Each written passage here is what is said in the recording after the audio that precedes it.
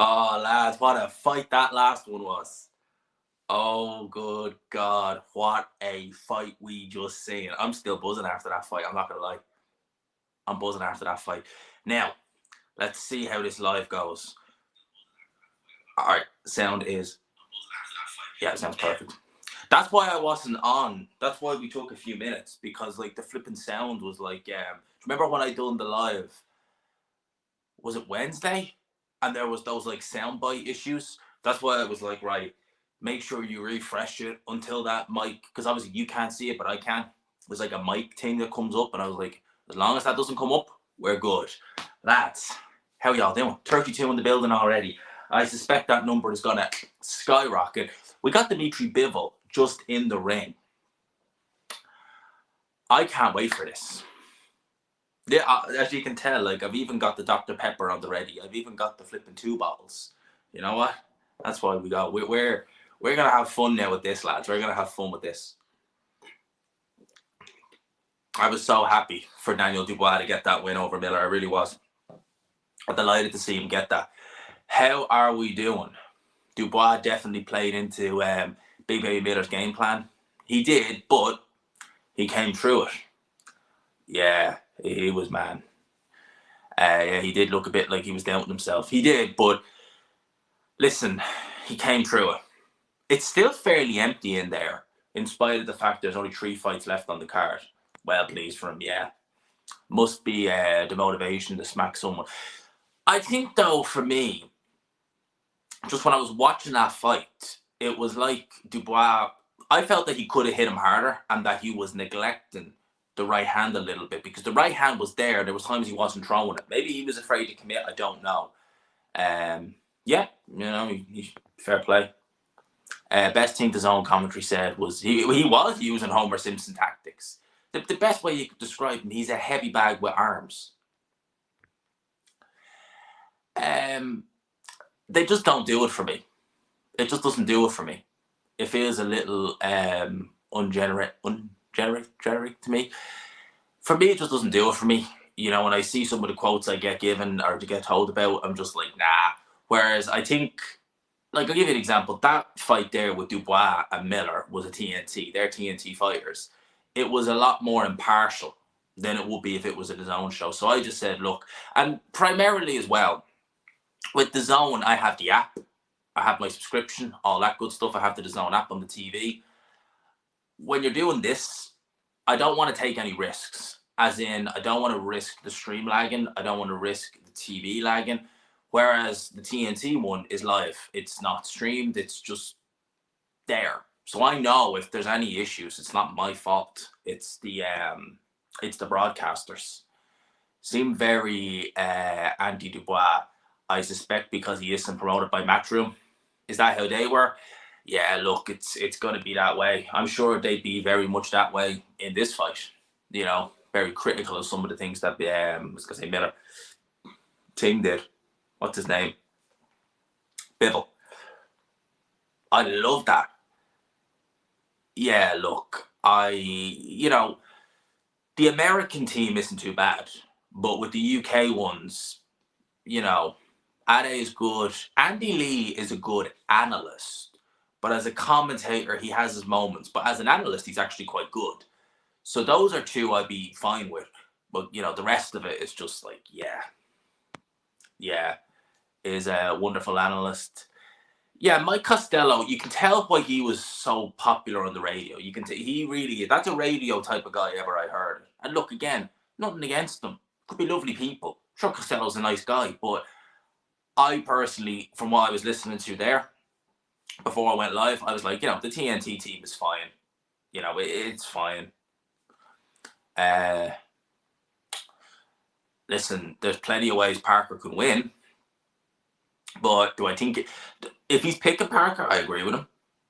I don't think that it's his foregone conclusion that Wilder just annihilates him. I think that it could be competitive. We just don't know where Wilder's at, so it's going to be really interesting to see what Wilder's like. I don't know. Is he? I actually seen someone in the chat. Where was it? Makimov. I mean, I don't know what happened to him. I mean, I know what happened to him. He got stopped, but that was just, he capitulated so quick and he gasped so bad in that fight. That was insanity. I've seen someone say that, and obviously that's not the real Ali Drew, was saying that they were giving base crap in his live streams. So for that, you get, boom, see you later. Don't F with my, oh, look what we got here. The Fury fan club, as always. G-spot, brilliant, tremendous. Whatever is a bum, yeah, brilliant. Yeah, your guy nearly got bet by Ngannou. Oh yeah, by the way, fight started. Sorry, skipping all that. Fight started, let's go. Fight started, let's go. I'm going to skip a load of comments, apologies. Fight started, let's go. First round, 15 seconds gone in the first round. Lads, honestly, I've been spot on so far. Not with picks, but when I said that I reckon every fight ends in a knockout, I think that's what's going to happen. I think every fight will end in a knockout. And I'm not going to lie, already from what I'm seeing there, from Lyndon Arthur, I'm not liking his language in there. He's biting on every feint already. I haven't liked the body language, and even in this first round, I haven't liked the body language of Lyndon Arthur all week. And from what I'm seeing here in this first round, it's straight away Dmitry Bivol using his jab, using feints. He is relaxed. Lyndon Arthur, to me, he looks the bigger of the two in there, which is not uncommon. You know, it's quite normal for Dmitry Bivol to be the smaller of the two at light heavyweight. But Lyndon Arthur looks quite a bit bigger. His back is a lot wider. But he does not look confident at all in there. He's popping that jab out, but no real great degree of, power on it. Dmitry Bivol is just pot-shotting them away. And Bivol looks like he's going in there meaning business. A minute 45 gone in the first round. And Bivol looks serious. Now, bear in mind, Bivol's been out of the ring now for over a year. His last fight was November of last year. Great win over Dmitry Otto Ramirez, in which he looked every bit, brilliant, immaculate in there. And I thought that would be a tough fight. This I'm not, but he does catch a little right hand, Dmitry Bivol. He needs to be careful coming in. Lyndon Arthur let a little right hand go. Just happened to graze Dmitry Bivol. So a good little shot there. I think that this fight, scheduled for 12 rounds, I'd be this is the only fight that I'm a bit worried about that it won't end in a knockout, but I suspect even still, it probably will. Notice how TNT hasn't dropped Conor McGregor's name. Yeah, I know. Look, I'm no fan of Conor McGregor, truth be told, man. I really don't like Conor McGregor. I know he's been saying a lot of stuff lately.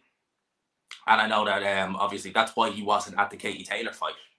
Because of stuff like that. Look, Conor McGregor is what Conor McGregor is. He occasionally says some good stuff sometimes that I agree with. But that doesn't excuse what an absolute you-know-what he is. We go back to this fight. 30 seconds left in round one. Oh, Bivol lets the right hand go in there, just grazes the chin of Lyndon Arthur. Lyndon Arthur, again, I don't like his body language in there. He does not look confident at all. And I love what Bivol is doing. What Bivol is doing there is so smart. And this is something that you need to see, right? If you're watching the way a fighter like Bivol does. He's not doing anything. He's literally just, waiting, standing off, giving little lateral movements, nothing major. He knows he's not in risk of getting hit. But you see the way Lyndon Arthur is he's like that, he's literally like someone gave him a shock. Someone's after putting, a little shock thing up his ass. He's like that, moving around. He's wasting energy doing that. He's wasting a load of energy doing that. And Bivol knows that. He's literally just doing that. And Lyndon Arthur is just, as I said, like someone stuck a wad of electricity up his ass. And he's moving around now. Where are we at? Bivol wins inside 8. Yeah, F Ali Drew. She's going to say shit the base, then F her. It's obviously not the real Ali Drew, right? For those wondering. I doubt it anyway. A big up to the 286 project. Let's go. This card's been on fire. What time is it for you? It is 25 minutes to 9. 25 minutes to 9, mate. And I was a bit confused with the running order. Round 2 just gets underway. Jab again from Dmitry Bivol. He took that first round pretty easily. Lyndon Arthur, as I said, he's not had any great degree of certainty or composure about him since that loss to Anthony Yarde. Now, a lot of people speculate it was the way it was handled by Frank Warren. didn't help him. At the end of the day, he beat Anthony Yarde fair and square in the first fight. Queensberry fighter, but Frank Warren really got behind Yarde and it was one-way traffic. He's not looked himself since then. Now, it was a devastating defeat, but again, you can come back from that. And again, he's getting paced up here by Dmitry Bivol, getting backed up again the ropes. Bivol, I don't think is worried about anything Lyndon Arthur is coming back with. I really don't. Misses with a left hook, misses with a right hand there as well. This fight right here, I think this is going to be an easy win for Dmitry Bivol. It's just a case of when, not if. It's been 5 years since Dmitry Bivol has had a knockout. I reckon we're going to see a knockout in this fight right here. I'd be very surprised if we don't. I think it's the most likely that won't, in terms of fight probability that it won't. But I think we will see a knockout in this fight. I don't like what I'm seeing from Lyndon Arthur. He's really not getting going. Oh, right hand goes in. He backs Lyndon Arthur up to the ropes. Lyndon Arthur felt those shots. Dmitry Bivol, right hand goes in for Dmitry Bivol. Lyndon Arthur backed up again the ropes. This is the most aggressive I've seen Dmitry Bivol in a fight in a long time. He's letting the shots go. This guy does have punching power. Bivol is I think people underestimate his punching power because he goes long so much. He is happy and content to just go and get the win on points because he knows he's significantly better, take no risks. But he has power there. You see some of the knockouts he got earlier on in his career. He was hurting these guys, misses with a left hook on Lyndon Arthur, looks to return fire. Lyndon Arthur seems like a fish out of water. He's in there with a guy who is way more skilled than he is, and he knows that this guy also hits hard.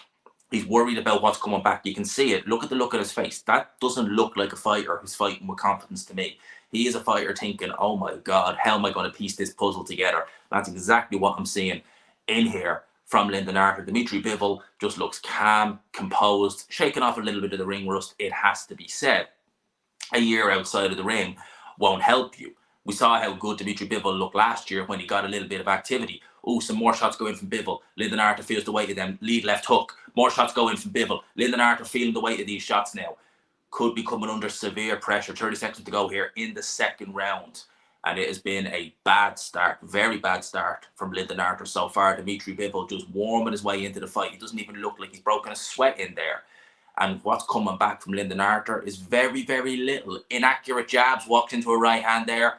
Inaccurate jabs. Timing looks very off for Lyndon Arthur in this fight. Just popping that jab with no real authority. That's not going to keep Dmitry Bivol off. Right hand blocked by Dmitry Bivol.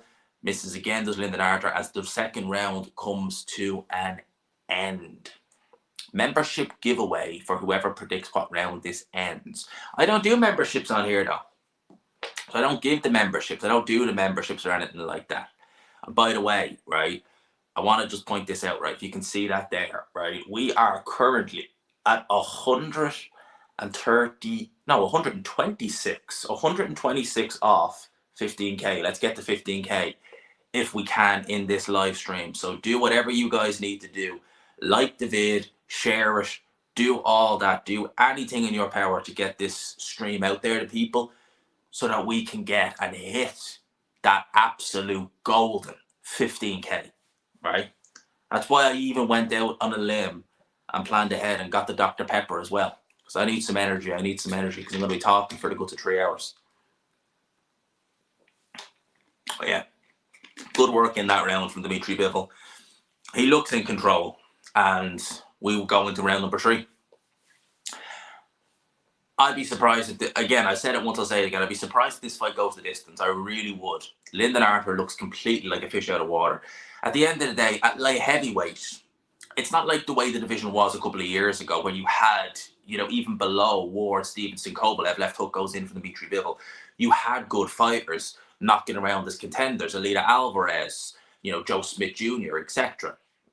Now, it's a lot more tin on the ground, you know. Beterbiev is fighting Smith next month. We're all looking forward to that. Another combination goes in for Dmitry Bivol again.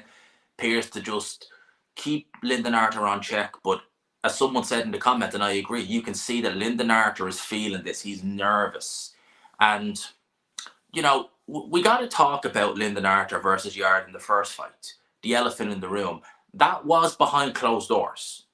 Is Lyndon Arthur one of those guys where essentially he's a gym fighter, where, you know, when boxing was behind closed doors, it's as close as you're going to get to a gym. Oh, big combination goes in from Dmitry Bivol. He is backing Lyndon Arthur up against the ropes and he's unloading. Look at the hand speed from Dmitry Bivol. Right hand goes in. Oh, Lyndon Arthur felt that little grin to say, oh, well, is that all you got? No, here's another combination. Big shots going in. Referee taking a look, but no reason to really worry or stop the fight. But look at the combinations that Dmitry Bivol was landing on Lyndon Arthur there. Yes, he was tucking up and blocking, but the hand speed, Arthur looks like a fish out of water.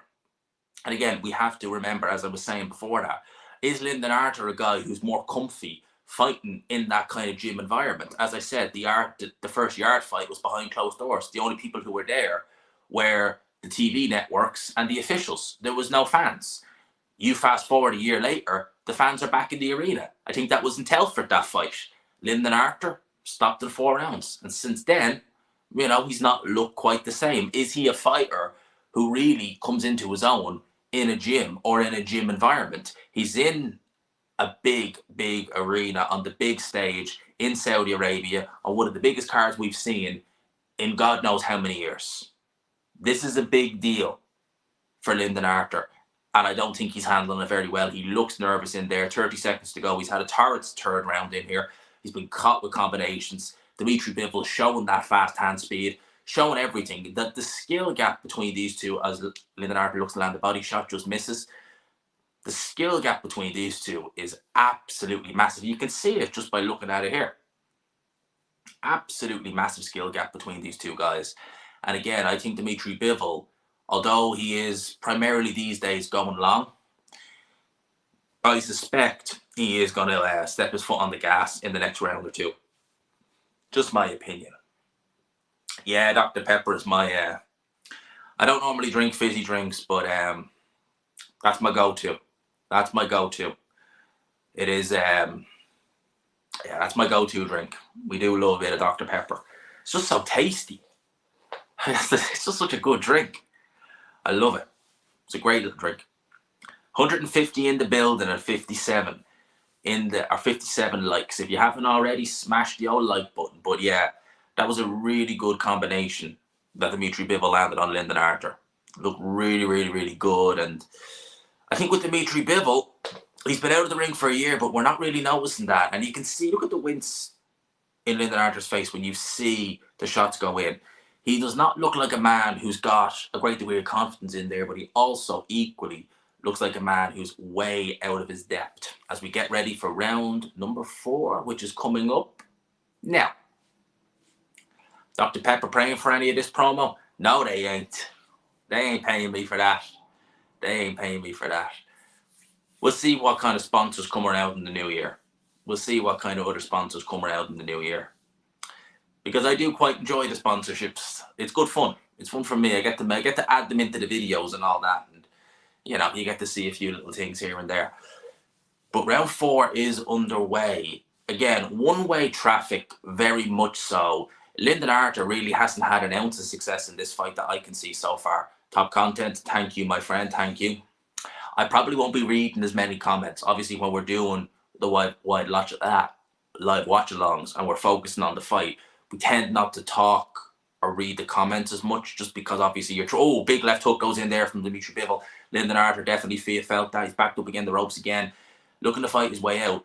Dmitry Bivol just resets, but every single time he seems to launch an attack on Lyndon Arthur, he looks to have success. Misses with a left hook there, but Lyndon Arthur doesn't have anything to offer in retaliation. And again, he has that nervous look, that demeanor of, oh my God, what am I doing in here? It looks to me as though he just doesn't know or have any idea what to do with someone in there who is as skilled and as fast as Dmitry Bivol. And again, I think Dmitry Bivol, good jab there, goes in. Right hand from Dmitry Bivol goes in as well. It's just biding his time. He's literally just biding his time in there, but it just looks like a matter of time. Right hand goes in. There we go again from Dmitry Bivol. Lyndon Arthur just not even able to get any foothold, and he's backed up again, the ropes again. He's not able to get out. He's not using his feet. And he takes a right hand again. Sometimes just using your footwork to get in and out of range, even if you are the fighter who's being pushed back, can be an idea. Just use your legs to try and help get yourself out of there, but he's not doing any of that. And Dmitry Bivol is just looking for that shot. He is looking just to... big jab goes in, body shot goes in again from Dmitry Bivol. We come to the last minute of round number 4, and again, Dmitry Bivol, all action. He is just having an easy time in there. Right hand just grazes the chin of Lyndon Arthur, doesn't land with full effect. Oh, off balance. That was off balance. Body shot went in there from Bivol. I think Arthur just got caught up in the ropes. No real damage there. But in a card that's been as good as this, and it has been a phenomenal card thus far. We've really enjoyed what we've been seeing on here. We are in the business end, because after this fight, lads, there's only 2 fights left. They're both heavyweight fights. We get to see the Bronze Bomber against Joseph Parker, and obviously we're seeing AJ versus Wallin. But look at this. Look at that hand speed. Right hand goes in. Lyndon Arthur does a good job riding it, but we're 10 seconds left in the 4th round. And honestly, it's hard to find even 5 seconds in this fight that you could say Lyndon Arthur has had some success in. It has been all Dmitry Bivol as round number 4 comes to an end. Good stuff. Really good stuff for Dmitry Bivol. As you know, I've rated him very highly. I think he's a tremendous talent and really like what I'm seeing. Anthony Joshua has just arrived in Saudi Arabia. I can see it there. Anthony Joshua arrives, and the rumor mill was, and again, rumor mill was that their fight was going to be at like midnight UK time, which was kind of like, we were like, what? Midnight UK time. But thankfully it's not that. It's going to be 10:30, possibly. You know, they always say it's going to be this time, and then obviously it's later. But considering like we've gone through all these fighters, you know, we've gone through all these fighters, and we've seen a couple of 1st round knockouts. We've seen a fight on the cusp of going to the 10th round or going to the end, but it didn't. Yeah, it definitely doesn't have the atmosphere that you get in the UK, but we're getting the big fights. So I can't really, at the end of the day, I understand completely when you say like Saudi boxing is dead, because yeah, there really isn't that much of an atmosphere. I 100% get that. But I would still rather have a card like this with a bit of a dead atmosphere than have nothing at all. You know, it's a way I would rather that than have nothing at all. It is quite, obviously I have it muted, but yes, the atmosphere in there is not great. But you look around the world, I mean, you look at some other countries, the atmosphere is just dead there as well. Your commentary is way better than the TV, mate. I appreciate that, I really do. And thanks for that. I love doing these. I do. I love doing these. And we will be doing one of these for Inoue versus Marlon Tapas on Tuesday. It's on Tuesday, that fight. We will be doing one for that fight, of course. So we've got a big day ahead on Tuesday as well. We probably won't do as long a watch along, but we'll do one for that nonetheless. And that is going to be an absolute, I can't wait for that. But in terms of this fight, we're into the 5th round. We're 1:40 to go. And it's following the same pattern. Lyndon Arthur just backing himself up into the ropes. He was almost in the corner there. And Lyndon Arthur just looking to set up some big shots. Winning this fight handily. And Lyndon Arthur offering very little in resistance. Very little. Right hand goes in. He's doing a good job, to be fair, of taking the meat off some of these shots, although he gets hit by a combination there from Dmitry Bivol. Holy crap. Holy shit. Mate, thank you. Love your stuff. Help me. I'll go back and read that. Help me through some tough times, man. All right, man. Keep it going. The Brian Miller fight was incredible. Mate, 100 quid. Thank you. Mate, seriously. Honestly, I don't know what to say to that. May I appreciate that massively. And listen, if I helped you through hard times, mate, you don't have to give me at it, and I'm happy to help anyone. You don't have to give me a penny, but thank you nonetheless. Happy Christmas, man. Happy Christmas. Holy shit. Damn, man, thank you. I appreciate that massively. I really genuinely do. I really do. I appreciate that. Thank you so much. Yeah, I've missed the last little bit of this fight now. But do you remember when Fury and Ngannou? Do you remember that fight? When the minute Ngannou dropped Tyson Fury, someone gave me a super chat. And I always read regardless what's happening in the fight, I always read the super chat because you pay it, right? And when Fury got dropped by Ngannou, I literally pressed on the super chat to read it. And then he gets dropped. And I was like, oh, £5. And I was like, What happened? What's going on? So I missed that proper because I would have jumped out of my seat if I'd seen that actually happen. Lend us a tenner. There you go, man. McGregor and Ronaldo. I can't get over how old Conor McGregor is looking these days. I mean, that guy is looking old. Like, he's aged. That guy is aged big time. Honestly, man. He has aged big time. I been on the beers and just turned in. Can you give me an overview of the card? Yeah, thanks for that. Big up to Dan. Well, we've got the kind of card I expected to an extent. I have to say, I did not expect Caballero. That really, now, that stumped me. That stumped me now. That really did. I did not expect Caballero to win at all. That stumped me. The rest of it kind of went almost as I envisioned. I did expect Dubois to lose. He didn't. And he was able to stop Big Farmer Miller, which I was really impressed with. And don't get me wrong, if that's the end we see of Jarrell Miller, as I said, there's the door. Don't let it hit you on the way out. So says Arthur looks petrified. He does. He does. This whole week, and he takes a right hand there from Bivol, he's not had the look of a man with any great degree of confidence. And I wonder, is he almost doubting his own ability that he should be there? Because that's kind of how it looks. I've seen him fight a lot better than this. Granted, against lower level opponents, it has to be said. But he just has even in that first round, he had the look of a guy where he's just like, why am I here? Why am I here? Why am I fighting this guy? And, oh my God, I just hope I don't end up getting hurt. That's kind of how it looks to me. It genuinely has that look to it. And I've no faith in Lyndon Archer even doing anything in this. I mean, his jab, which is a punch, some would say best jab in boxing, definitely not. He has a good jab, but everything he's coming second class to Dmitry Bivol. And you can tell by looking at them, he's the bigger of the two, but he's got the longer arms. So he should use that jab, but he clearly is petrified of what's coming back because Bivol has very fast hands, throws very good shots, great shot selection, and I'm thinking he's a harder puncher than probably anyone expected. And look at this.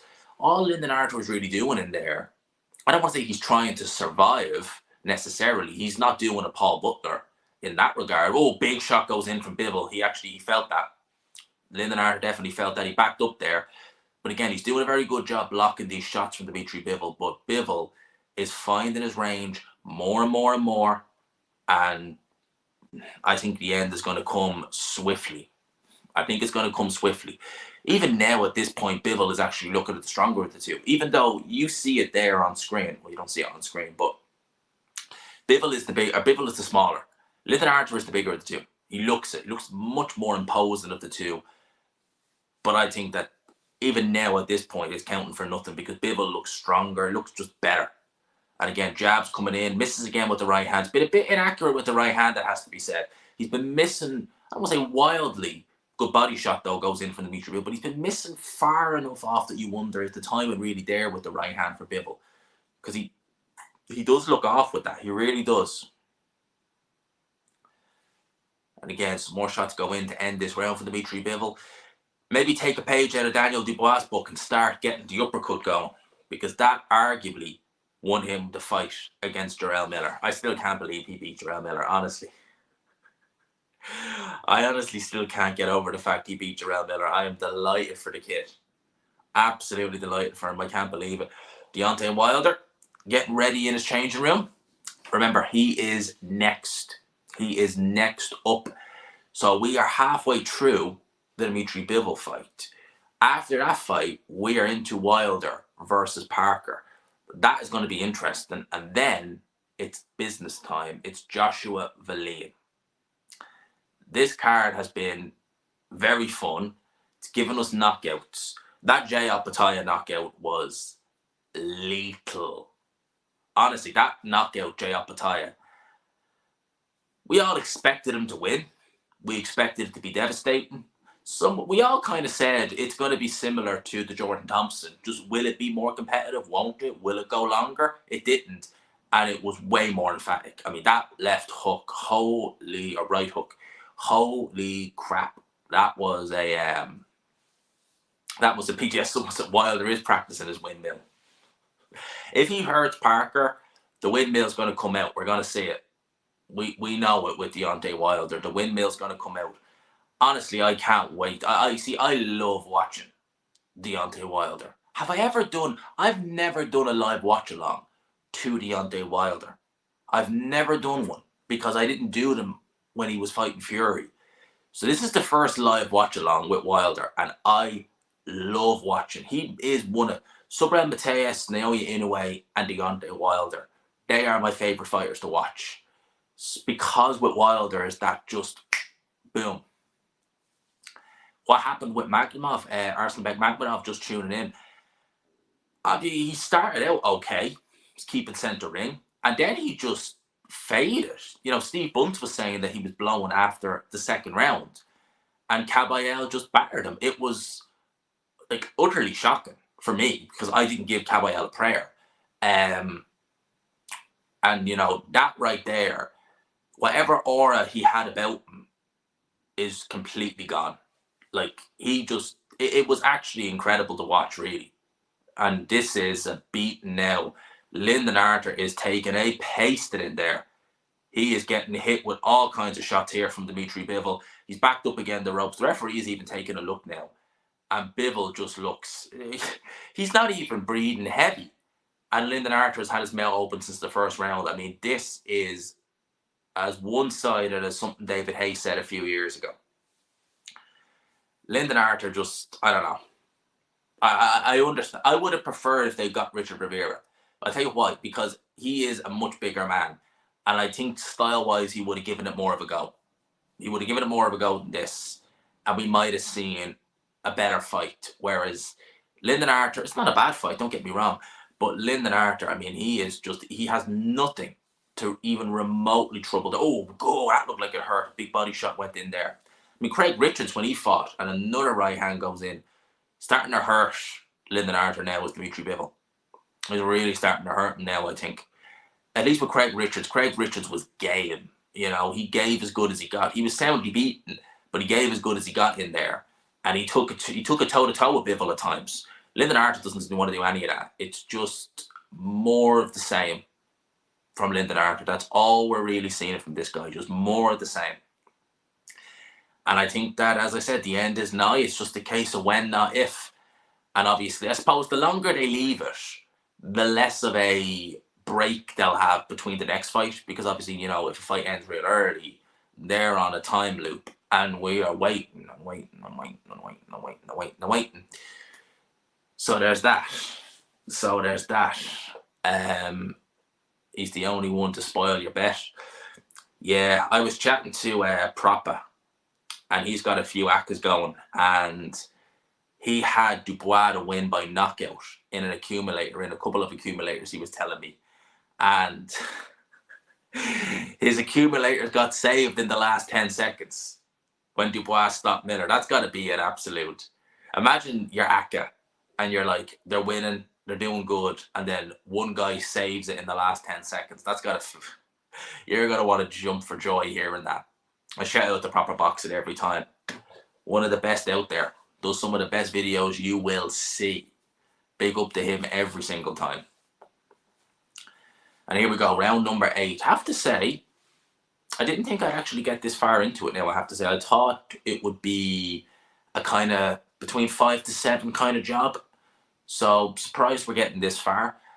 Again, I still don't think that we're going for points on this. I still don't think this doesn't seem like a points fight. That's all looking, Daniel Dubois, that's all looking like, to be fair. What's the score? Bivol's won every round for me. And they haven't even been close. Lyndon Arthur, I haven't even given him a sniff of a round. It's just been all Dmitry Bivol. It's been completely all Dmitry Bivol. And again, he's doing this, it seems, at the start of the rounds, where he's just backing Lyndon Arthur up to the ropes or the corner. He's offloading on him. And then once Arthur breaks free, he just tends to, you know, all right, I'll outbox you the rest of the round. And he's not doing anything else. It's just like, you know, okay, yeah, you know, you survived that little onslaught. All right. Let's just see the end of the round out. And obviously Dmitry Bivol been out of the ring for a year. and looking to unify. He's apparently a 2-fight deal with the Saudis, culminating hopefully in him versus Beterbiev. We certainly hope Beterbiev, well, the winner of Smith Beterbiev, but I would prefer to see Beterbiev versus Bivol. I think it's a better fight than him and Smith. I think he beat Smith quite easy. No, he definitely doesn't have the best jab in boxing. He's got a okay jab. It's a good punch, but it's not the best. Far from it. Dmitry Bivol's jab in this fight is way better. Even though it's not as long a punch, it doesn't have as long arms, it's way faster, way more accurate, way better, has way more snap on it. And again, it's more of the same. To be fair to Lyndon, his face is not getting marked up. He's doing a good job blocking these shots, although he takes a body shot there. He's doing a good job defensively, not really getting bust up. But, you know, you look at this and you just think, BT used to sell him as that. I know they did. It was an all right jab. It's not terrible, but to say it's the best, yeah, look, it definitely, like, you see the difference there. Lyndon threw a jab and Bivol threw a jab, and you can just see Bivol's is better instantly. Faster, harder, snappier. Everything about that is better. Everything about Dmitry Bivol's is just way better than what we're seeing here. And, you know, he's just pushing it out. It's not really doing much. He's standing on his ground a little bit towards the end of this round now, is Lyndon Arthur. But again, F all else. And it's just been Bivol, Bill. And I kind of, again, I'm just waiting for him to really load up, send a shot down. Who has the best active jab, in your opinion? That's a really, really good question. You know, Dubois' jab is not bad. I'm not saying his is the best, by the way. Dubois has a really good jab. Inoue has quite a good jab. It's quite a good few. Like, Dubois' jab is Barry Jones on the zone. I think he's doing BBC. I think he is with Ron McIntosh on BBC. So he's calling it for them. So he's not on the zone this evening. He's full steam ahead doing the commentary with Ron McIntosh and someone else for BBC. So it's mad. We got TNT. We got them all there. And, you know, the TNT commentary was all right from what I was seeing. See Chris Andre on Twitter has it 7-zip for Dmitry Bivol. Anthony Yard, we need to see Lyndon Arthur, or we need to see Bivol versus Beterbiev ASAP. We hope, man, we hope.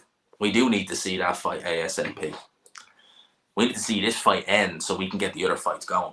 Round 9 is about to get underway, lads. Gold trunks of Dmitry Bivol. The kind of silverish trunks. Barry Jones on the zone? No, BBC. He's on the BBC Radio 5 team tonight. Sergio Mora is apparently on the zone team. I thought it would be just the UK team, but no, Sergio Mora is out there as well. He's alright. Barker out, G-Man in. I could even do the Barker impression, you know? Whenever one of the Matchroom fighters gets hit, great shot. Oh, wow, great shot. It's always so, it's just, you'd be in the middle of watching it, it's like, oh, great shot. Oh, wow.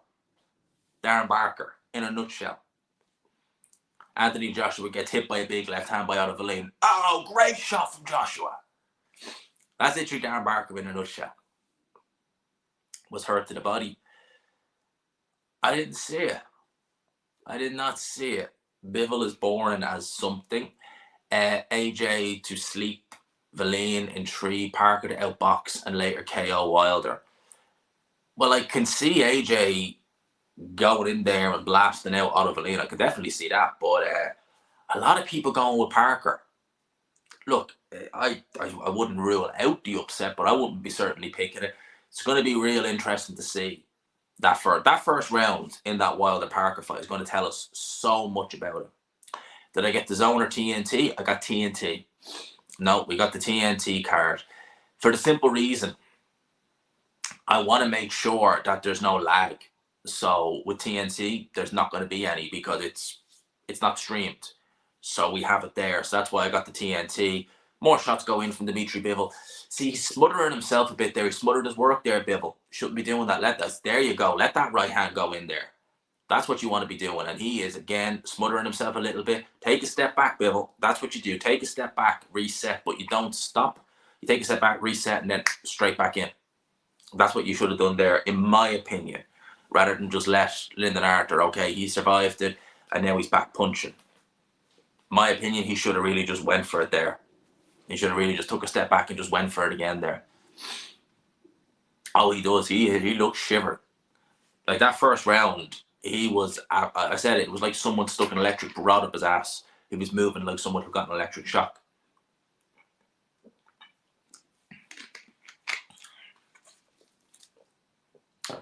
So 15 seconds to go here in the 9th round. And we're going into the business end, the championship rounds now. We're looking at a 120-108 if this goes the distance on all scorecards. And that will be, now I didn't do any bets on all fights to end by knockout, but this will be the one, if you did, that will end that. I do like Bivol, I do. But I would love to see him step on the gas a little bit more. I would, because I think it's there for him. It's there. I think it's there for him anyway. Excuse me. And 214 in the building. If you haven't already, just saying, if you haven't already, hit the old like button, hit subscribe, all that good stuff. Shout out to Nick every single time. I hope you're having a good Christmas, my friend. Keeping well. Shout out to smash the like button. Yeah, if you haven't already, if you like, the commentary, please hit subscribe, because we're currently 123 off 15k. I only need 123 subscribers and we have our 15,000. 15,000, lads. That is a big, big deal for me. It's a big number. 15k will be stupendous, as Eubank Senior would say. That's what we want. We want a stupendous 15k. Because then we can push for 20 next year. 20 would just be... Took me a long time to get 10k. It could take me less than 2 years to get 20. That's what we do. That's what we do. And next year is going to be a busy, big, big, big year. It's going to be a massive year for us all on here. So we need to... Oh, that looked like it hurt, that body shot. Lyndon Arthur took it well, though. It's going to be a big one next year on here. Big, big one. So we need to make sure. Look at that, right? 227 thrown, 76 landed. Arthur has only landed 35. He landed 17% of his shots. That's insane how few shots he's thrown and landed. Bivol is good defensively. He's very good defensively. One of the best out there defensively as well.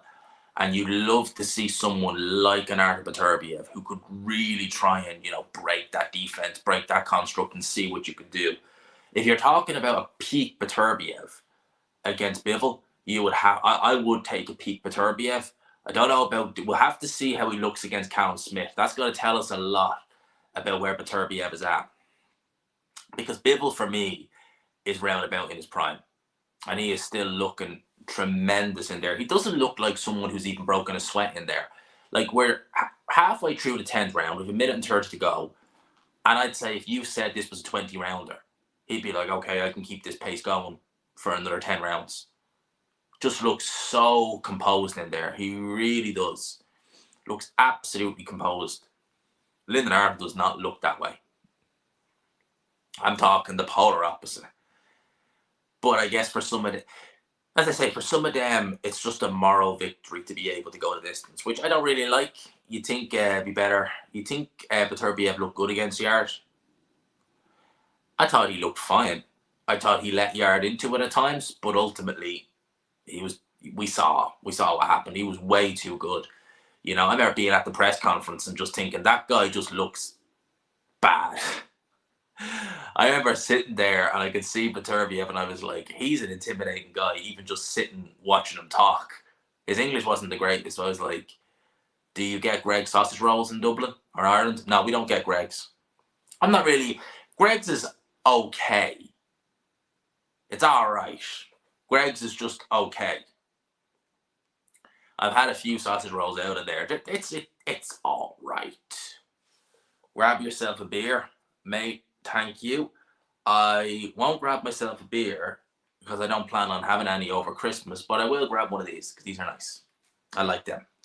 And they're at a £2 should get me one. So thank you for that. Thoughts on Hearn and Fish Eyes getting along? hey, it can't be a bad thing. It can't be a bad thing. If it means we get more fights between the two, one fighter going there, one fighter going there, fighting on, TNT or the zone, hey, I'm all for it. They seem to be getting along just fine. So, hey, happy days. Greg's is standard, but nothing special. It's all right. It's just, I've edited out of it a few times. They do a nice, they do that nice roll. That, like, sweet chili chicken roll is nice. That's all right. But in terms of everything else, it's just okay. It's all right. I wouldn't be rushing out to get it again. It's just all right. I'm not a big pastry guy anyway.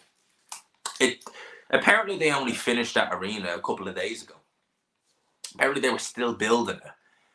I think like a week or like on the Wednesday or something like that. But yeah, the arena, I don't have the sound on, but from when I was watching it earlier, yeah, it didn't sound great. The atmosphere in the arena sounded quite bland and just, yeah. But I would imagine that the people there are all going to be seriously wealthy because, shot goes in there. Because I can't imagine you're going to have many just average fans going over to Saudi Arabia on Christmas week and then flying back home Christmas Eve. I can't imagine there would be many, but you never know. You never know. If I had the chance, I'd have gone to that. I would have gone to that. No point having the arena, all those people on mute. You're literally seeing what I'm hearing. Because if it's all, I have to mute the commentary because I'm doing it. But if it's this mute in the arena as it is here, then that ain't good. That ain't good. We're what, 5 minutes left in this fight. And then, as I said, we get into the business end. Now, one of the good things about this fight going the distance, it normally means then, because it's what time now? It's 9:15.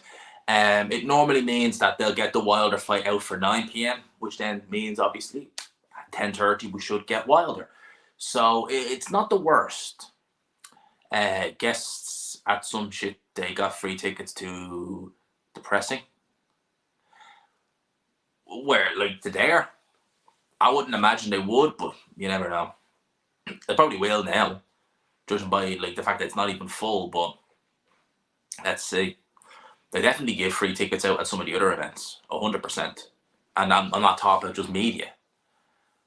Like he's boring or something. I don't know. I'm not listening to the zone commentary. Are they saying Bivol's boring? Look, Bivol is what he is. He's doing very well in there. I would like to see a bit more aggression out of him, but I've kind of got used to seeing what I'm. And to be fair, like you have to say, Lyndon Archer is not helping the situation. Like he's not helping the cause in there either. I'd say if he was a bit more aggressive, we'd see a bit more of an entertaining fight. So it's not always just the one guy. Lyndon Archer is definitely not helping the cause. But I think that at this point now, yeah, we're going the distance, lads. It looks that way. I genuinely, early on in this fight, I was thinking, okay, we're getting the stoppage. Doesn't look that way now, unfortunately. I could be surprised. But it's not looking good. So if you had, but combinations go, big shots go in from Bivol there. Lyndon Archer slaps his chest as if to say, come on, all right. Bivol engages. Real good. Down goes Lyndon Archer from a body shot. Lyndon Archer is actually down from a body shot. Doesn't look too badly hurt. Yeah, up at the count of 7. Thoughts on UFC? I'm liking UFC more and more and more, mate. I'm liking it more and more and more. I really am. When's the last time you've seen Dmitry Bivol drop someone? Could we get a late stoppage? Was a good body shot went in, 12th round incoming. If only that had happened at maybe 2 minutes and 30 seconds instead of the last 10 seconds. But, let's see the body shot again. So, up to the head. That did look like it hurt. That's what I reckon they should do, mate. MVG. They should do Dubois Joyce too. Because what else is Joe Joyce going to do? He's not going to do anything else. What's he going to do? I reckon they should do that fight 110%. They should do Joyce versus Dubois too. If they can get it on the Fury Ngannou or Fury Ngannou, if they can get it on the Fury Usyk undercard, happy. If not, do it in London. Why not? when they originally, that fight was originally dated as we go into the 12th round. That fight was originally meant to take place in April 2020 in the O2, and it was going to be TNT pay-per-view, right? Obviously, we know what happened in 2020. Big combinations go in from Dmitry Bivol. He is looking to get the stoppage. Body shots go in. Referee is taking a look. Lyndon Archer's not punching back, but not the shots aren't landing the cleanest. But referee is taking. Oh, shot goes into the head there. Referee still taking a look. Good combinations from Dmitry Bivol. Lyndon Archer trying to fight his way out. Referee taking a good long look. Now some of the shots are accumulating. And Lyndon Archer, that's the first shot he's thrown in a while. Referee took a look, but he's deciding to let the fight go on. Grandstand finish by Dmitry Bivol, 2 minutes and 15 seconds left in the round. There is still plenty of time for Dmitry Bivol. I'm sure he has loads in the tank to try and look to get that stoppage. His first stoppage, it would have been in 5 years, and his last stoppage was also in the 12th round. Both guys in the middle of the ring, just feeling each other out, but back again goes to the ropes is Lyndon Archer. Dmitry Bivol, did he exert too much energy? Did he punch himself out a little bit there? Because Lyndon Archer starting just to move forward a little bit, not really throwing any shots, not landing anything either, but Dmitry Bivol slowing right down. Referee was taking a look, but a lot of the shots, I agree with him not stopping it, because a lot of the shots weren't landing. If they were landing, they weren't. So I agree with the referee letting the fight carry on. 90 seconds left in this fight. Let's see. Will Dmitry Bivol be able to muster up enough energy to do one last attack and try and get the stoppage that I'm sure he wants? But Lyndon Archer, someone saying he wasn't hurt. I don't think he was. He was blocking a lot of the shots. Yes, he wasn't punching back, but he was blocking them. No reason to stop a fight if the guy is not really hurting, if he's blocking them. Right hand goes in from Dmitry Bivol again. Maybe he's going to have to look and try and do what he did last time. Shots to the head, sneak that left hook to the body in. As Lyndon Archer sneaks a left hook into Dmitry Bivol's body. Here we go. Bivol looking to set up an attack. This is the most active I've seen Archer in the whole fight. Where was this guy for the first 11 and 12 rounds? Huh? Only really starting to let his hands go now. Now that the end is nigh, 40 seconds left in the round. Dmitry Bivol, again, looking to get Lyndon Archer backed up into the ropes. I think he's looking to launch another attack, but Lyndon Archer seems wise to it. Jabs go in from both guys. 28 seconds left. Oh, Lyndon Archer is backed up again. The body shot goes in for Dmitry Bivol. Combination goes again. More body shots go in. Referee taking another close look. 19 seconds left. Lyndon Archer trying to survive. He's a mile behind. He bangs his chest as if to say, no, you ain't stopping me. He comes firing back. The most life we've seen from Lyndon Archer comes when he's on the verge of getting stopped. And after that, he will see the final bell because he's in the center of the ring. He's letting some uppercuts go, and the bell goes. Lyndon Archer does survive to the end. That knockout drew for Dmitry Bivol. It's going to keep going. And if anyone had all fights to go to not go the distance, well, Dmitry Bivol rightly effed it up. Now, I don't even think I need to put the scorecards on because obviously we know Dmitry Bivol is going to win this fight, and it should be 120-108. Should be. It will be, I would imagine. It was a good performance, to be fair, from Dmitry Bivol. I see Chris Andre has a 12-zip. You can't really have it any other way. 12-zip, yeah, to Dmitry Bivol. That's all I really got to say on that. Shout out to Nick. 217 and only 104 likes. Smash the like. I mean, what is that?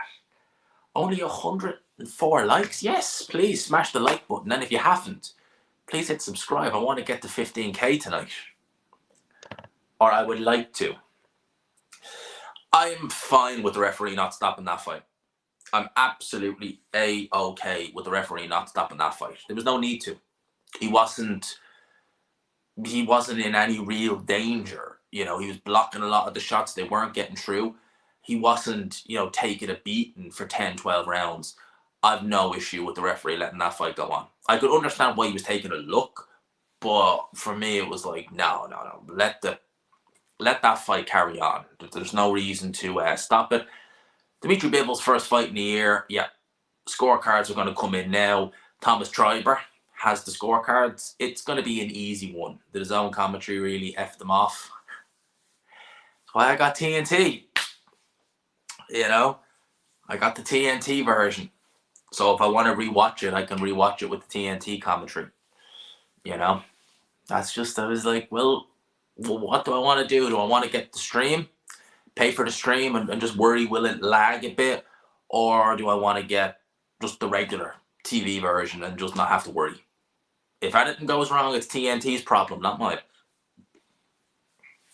Dmitry Bivol wins. Anyone let me know what the scores are? I would imagine 120, 108 on all of them. Let's have a listen.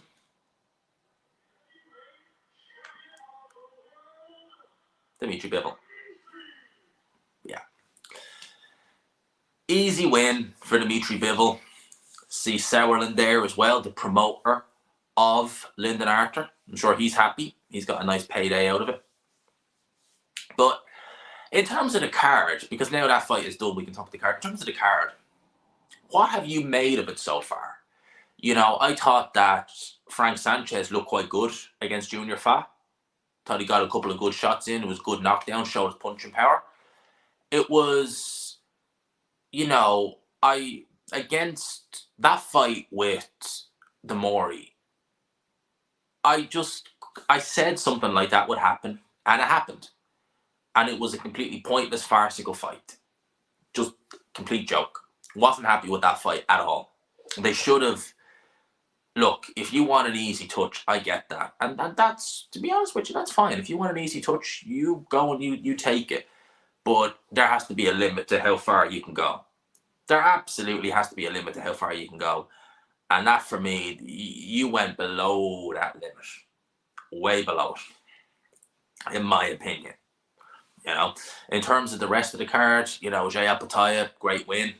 Well, not really a great win in terms of name, but just a big, big, heavy knockout. We love them. And then obviously the upset of Makhmadov. I couldn't believe that. I genuinely just couldn't believe that. I really couldn't. I still can't quite get my head wrapped around that Ajay Kabayel beat Makhmadov. It just, that was really, that surprised me. It did now, I gotta say. It really did. But lads, we're into the business end. 2 fights left. 2 flipping fights left. I'm looking forward to this, lads. 2 fights left. Oh man, I can't wait. 2 fights left, man. And they're good fights. I am so looking forward to Wilder versus Parker. I'm also looking forward to Joshua Vallian. But I think we are going to see a big knockout by Deontay Wilder. I think we're going to see a big, big knockout. I'd be very surprised. I'd be amazed if this goes the distance. I really, truly would. What time is it now?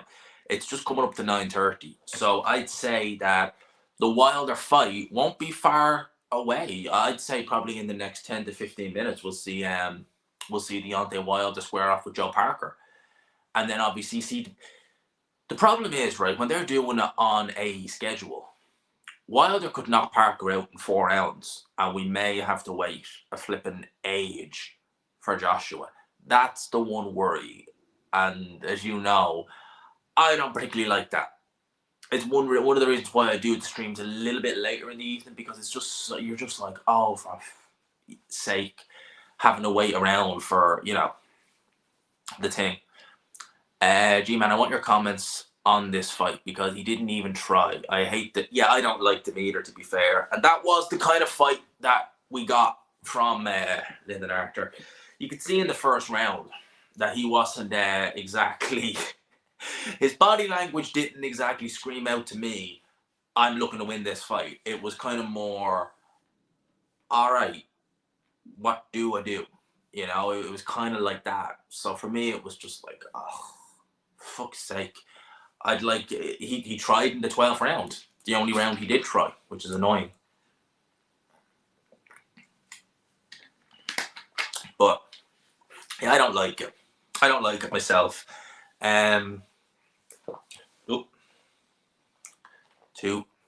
That thing fell off. I hope that didn't disrupt the stream. We got to keep that plugged in there. And whenever you start moving, since I upgraded this, the little latch it has for sticking on is really crap. See Conor McGregor getting a slice of turkey? At least you're talking unlike Talk Sports. I've been ringside near Talksport doing events, and yeah, look, they're lucky. They get away with a lot of things. They get away with a lot of things. But I've been ringside and seeing what some of the other commentators to be. It must be funny seeing what the commentators do between fights, and like it's crazy actually when you see it and you're so close to ringside and you see what they're doing. Oh, we gotta read that. Hang on a minute. Big up to Peter every time. Merry Christmas, G-Man. Excited for the Wilder commentary. Man, I'm excited for the Wilder fight. And, mate, honestly, I'm still amazed that someone gave 100 quid and 20 quid on top of that. Mate, honestly, like, I appreciate it so much. I really do. It means a lot to see even any donation like that. Like, even when I see people give, like, the 79p, which I have to laugh at because YouTube will, these things, right? It's so, you have to literally reef the top to get that to slot in. And then the minute you start moving, which you will if you're sitting in the same position for an hour, you are going to move. You are going to move. Respect for reading out the non-super chats. If I bring up all the non-super chats, like on the screen, I'll be constantly moving back and forth. So I just read them out with nothing. As in, like what you just said there, like you just read them out. But if you do a super chat, I will pop it up on screen. I will pop it up on screen, obviously, of course. And I always read them. I always take priority to read them. Even when you miss a flipping knockdown in the Fury and Ngannou fight because you're reading out a flipping super chat. I still can't believe that. In a way, it's probably a good thing because if I'd have seen that knockdown live, honestly, I'd have jumped out of my seat. I would have absolutely jumped out of my seat when that happened because I couldn't believe what I was seeing. When I was seeing it get counted, I was like, "Is that real?" I was like, "That can't be real." But yeah, I was like, Tom Bates, nearly such a great surname. Great surname. Always when you see people with the same first or last name, it's always like, "Yeah, great surname." Whenever I see people and they'd be like, when like they have the same name, it's always like, there you go, mutual little nod. You're like, yeah, there you go.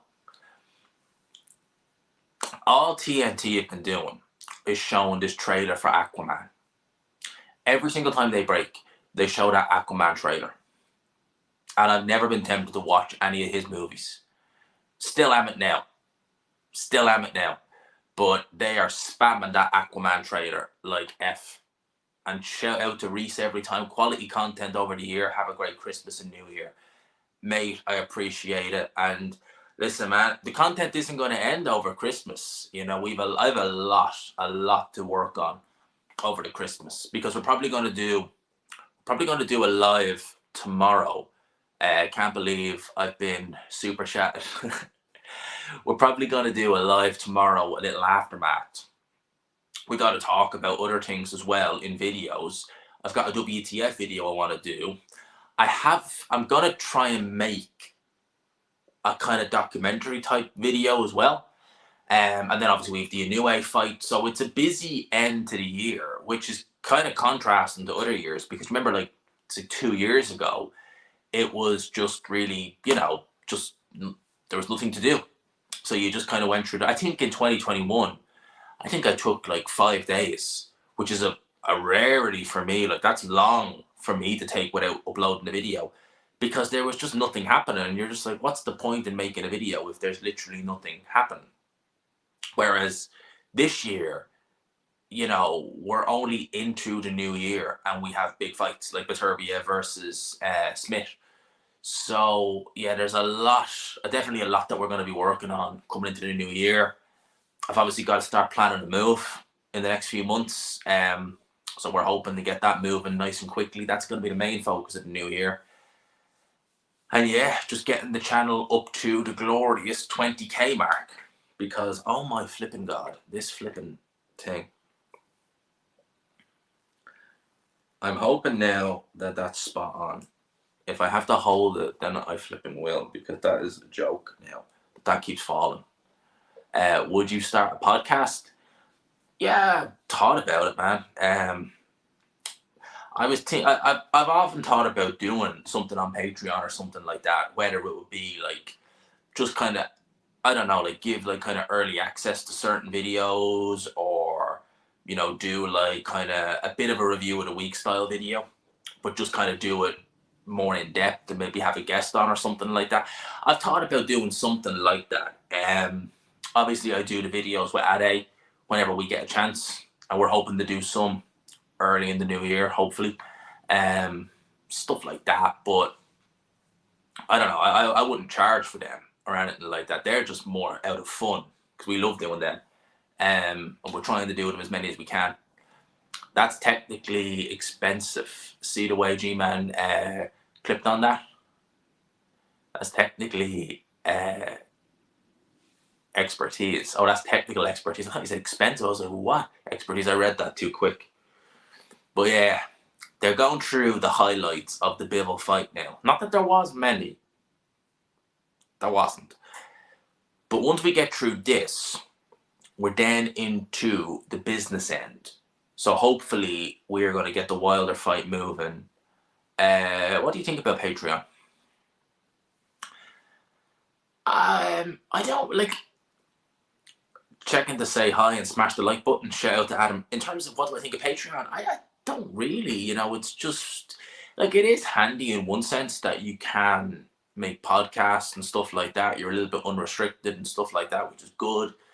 I don't really mind it, to be honest with you. I've been a member of Hatman's Patreon for years. I think 6 years. So I don't think it's that bad. $5 a month per YouTube is a bit mad. I think with YouTube memberships, yeah, they can be a little bit, you know what. What was that you said there? I found G-Man this year. Joe, I love the unbiased. Just having IFL, love Hearn and talk sport. Love Warren, gets very boring. I think you're talking. I hope you're talking. I would assume you're talking to me directly. Good Lord, hang on a minute there.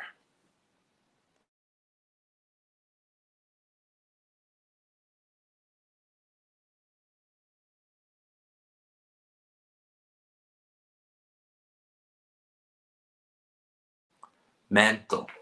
Fucking mental. But yeah, that's what we do on there. 250 in the building. You pay 12 quid a month for YouTube. I don't pay a penny for YouTube. Some people get the premium. Now, one thing I will say, right? I don't know if other people have noticed this, but I've noticed it, right? The ads. It seems like every ad on YouTube now is a 20-second ad. That's not skippable. They are such a pain in the you-know-what. I don't mind the ads that are like 5 seconds, or the ones that are 30 seconds, but you can skip them after 5 seconds. But it seems like every single ad we get nowadays is flipping 20 seconds unskippable. And they are so frustrating because you just want to watch the video or listen to some music if you're in the gym or something. And you're just like, for God, 20 flipping. It's just so frustrating. I can download Perfect for London when you don't get reception there. Would you ever venture out and talk about current affairs and the unknowns like Hatman? Probably not. Probably not. I did think about doing like Patreon, but doing like reviews of movies, like reviews of TV shows and movies and stuff like that. Because there's some really, really good ones. And there's some ones that maybe go a bit under the radar, like some of the movies and TV shows I've seen. I was thinking of doing something like that. So like give a bit of boxing talk, but also you could and shout out to iBoxing Hub, by the way, as well. I hope you're keeping well, mate. I hope you're keeping very well. Hit the like button. iBoxing Hub, if you haven't, and I don't know why you wouldn't, because they're over 400 subscribers now, go over there. It's 244 in the building. Never mind me. Hit the like. Go over to ice. Oh, hang on a minute. We always get these spam bots coming into the chat, leaving links. But yeah, iBox and Hub, shout out to you guys every single time. I hope you're all good, mate. I hope you're keeping well. And I hope you're enjoying the card. I think we're all enjoying the card. Every single time I do it, every single live watch along I do, Every flipping single one. You always get those bots. I don't know how they know that it's. I genuinely, but every single, and it's not just the one. Like, that one is gone, but there'll be about 3 or 4 more before the end of the night. Yeah, I pay YouTube Premium. I watch YouTube people like yourself at the gym. It's worth the money. I've thought about it, but I don't know. I've never really.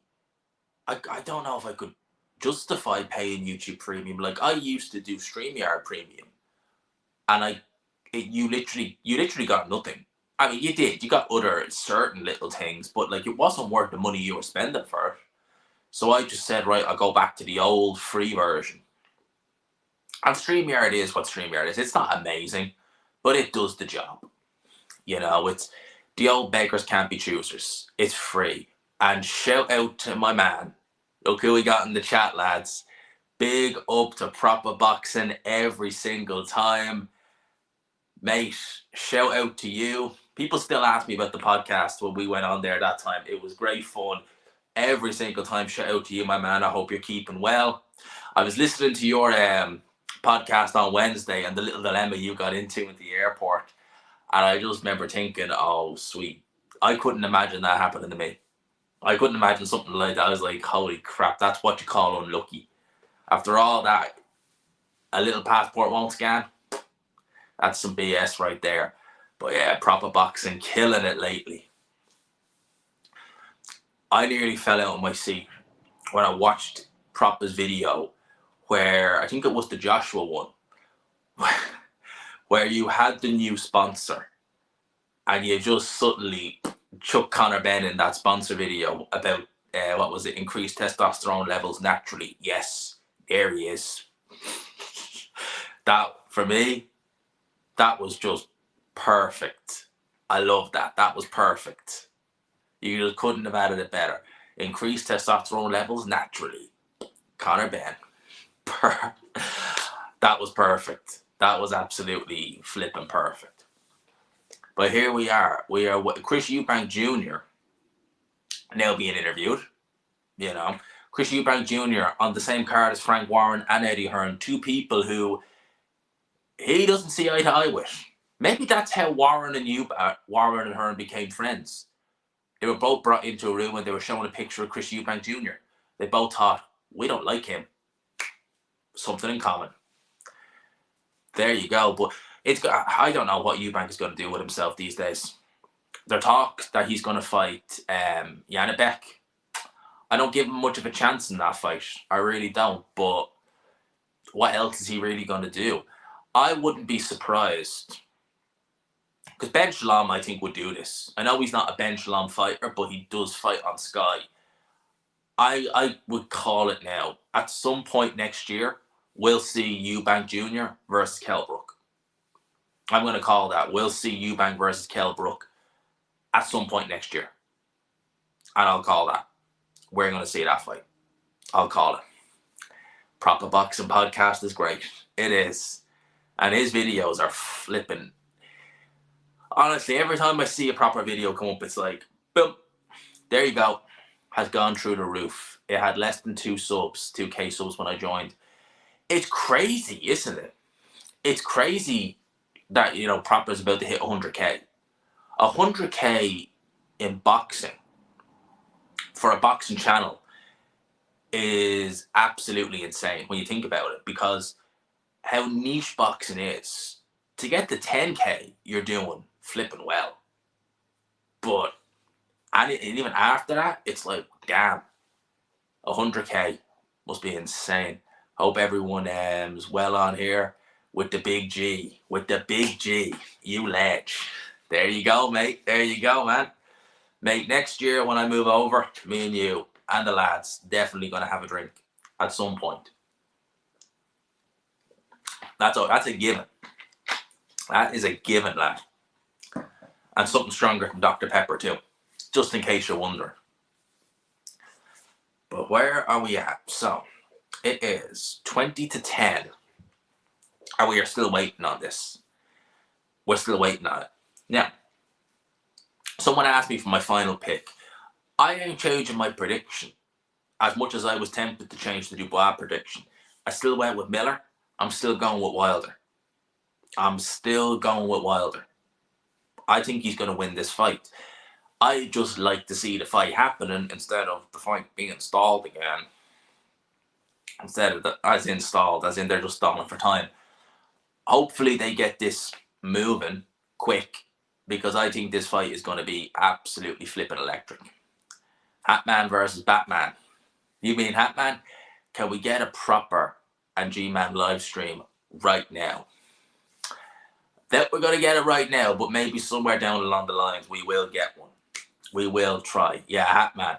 Me and Hatman ain't going to fight. Me and Hatman are mates. Plus, he's a former heavyweight. I was never that big. Absolutely smoked me. Eat me up. Man, I'm not a heavyweight. Probably only a middleweight. Hell with that. Get absolutely smoked alive. Yeah, I reckon it's a late stoppage for Joshua as well. It does have the feel, though, of a fight that could end early. It does have that kind of feel to it. I don't necessarily know, will it? But it does have that feel that, I don't know, for some reason I just think Joshua is going to go in and he's just going to absolutely flatten the guy. Could be completely wrong. You could lose. It looks like they are getting ready for Parker Wilder now. Does look that way. So hopefully we can enjoy this. Did you say Proper Boxing is live? Can't find the link. I don't know. Oh my God. Are you kidding me? I thought that was a tease. That was a flipping tease. I thought they were actually getting the fight ready, but now they're showing excerpts from interviews. It's always been the thing when you know the big fights are coming. You're talking about the co-main, and you're just like, crap. They are going to kill time. Let's try and sort out a show early next year. Mate, of course, definitely. We'll do something next year, early next year. Just DM me on Twitter. Send me an email. I don't use Instagram anymore. I never really liked that platform, so I'm kind of happy enough to be gone from there. But yeah, message me on Twitter or send me an email. We'll work something out, man. We'll work something out. We'll definitely 100% work something out. I'm just dying for this fight to start. And hopefully, once they get these interviews over and done and out of the way, we will be good to go. Because it's always, it is the thing, right? Especially when you're doing these. You build it up, you want to see it, and then it's like, right, are they going to do it now? No. Are they going to do it now? No. And you're like, the fight flipping ended 20 minutes ago. Let's just get it going. How much more warm-up do they need to do? You know? And in terms of Joshua, 10:30 ring time, that ain't going to happen. Unlikely. Wallin is a training dummy of Usyk.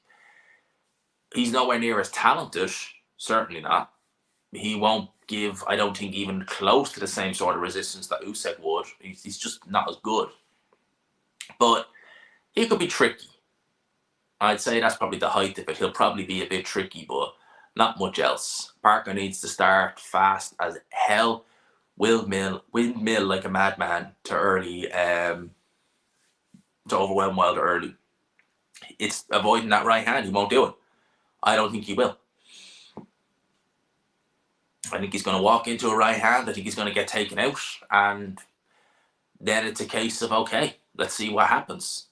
I just read big up G-Man. IFL announced that AJ ring walk is 11:45 p.m. I doubt it. I've heard what? That BS, if that is that. Because the rumor mill was it was going to be earlier than that. In fact, actually, you go on any website, it would tell you it was earlier. I certainly hope it isn't, because that's going to mean that we are going to have to probably take a little pit stop between lives if that is the case. Because that ain't going to be, it won't be the easiest to do, put it like that. The atmosphere is completely awful. Yeah, it didn't seem the best atmosphere when I had the commentary going. And the stadium looks empty. And again, back to, oh, come on. It is so frustrating when you're just dying for a fight to take place and it's just one thing after a flip another.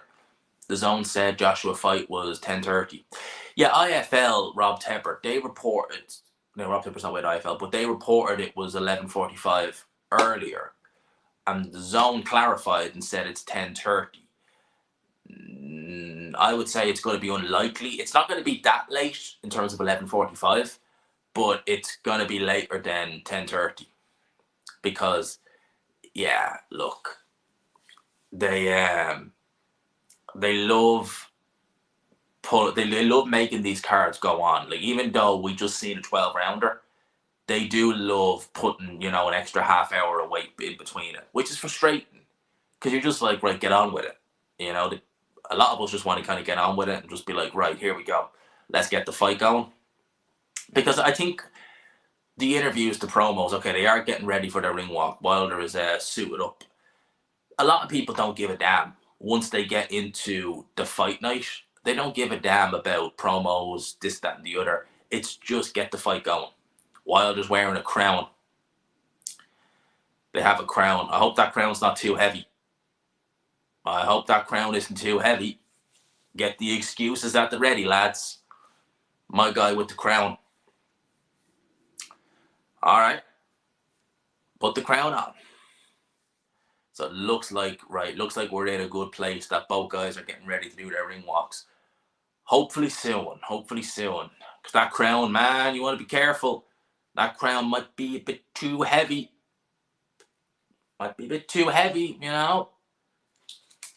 Wilder could be blaming, the guys for letting it go on too long. That crown could weigh heavy. That saying, the crown's weighing heavy on your head, quite literally.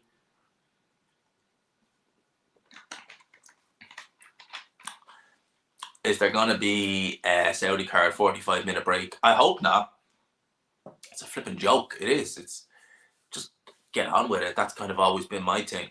That's why I love the World Boxing Super Series. Because they were very much, if we say a fight's going to be on this time, it's going to be on this time. That's it. They wouldn't, do a load of miscellaneous stuff in between. It would just be, boom, it's fight time. Like Joe Parker was still on the pads. 30 seconds ahead, but I'm on TNT Sport 2. Don't know why, mate. I'm watching it in real time. So let's see. I'm just hoping to God they hurry the hell up and just get this thing going, because they've shown this replay of Simon Keane versus Joe Parker about 5 times now in the last 20 minutes.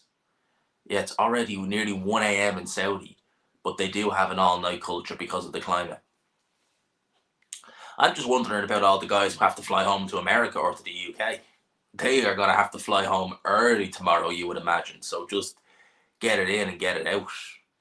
I would think that would be, for me, that would be the logical move. But, as I said, that's the hardest part about lives, is when you're doing the watch along and you're just sitting there waiting. You're just like, come on, get the flipping thing over with. Because everyone just wants to, see it. They'll probably do the anthems for this fight. They might just do them for the main event. It's coming now. It's literally coming now. But I hope they don't do the anthems. The anthems are just, for me, it's just like, why? So what's the point? What did you make of Wilder's weight? He's pretty light. Thank you, Adam. Thank you, mate. I'm glad he's that light. I am, because that's his natural weight. That's the way his body is designed to be. That's when he's at his best. When he's coming in the 230s, he's slower. He's not got the same energy. I'm glad he's coming in that weight. That's his normal fight weight. And I think he's going to be at his best doing that. I really do. Joe Parker, only 31. Seems like he's been around forever. At 31 years old, the guy, I swear, it feels like he's been around forever. Yeah.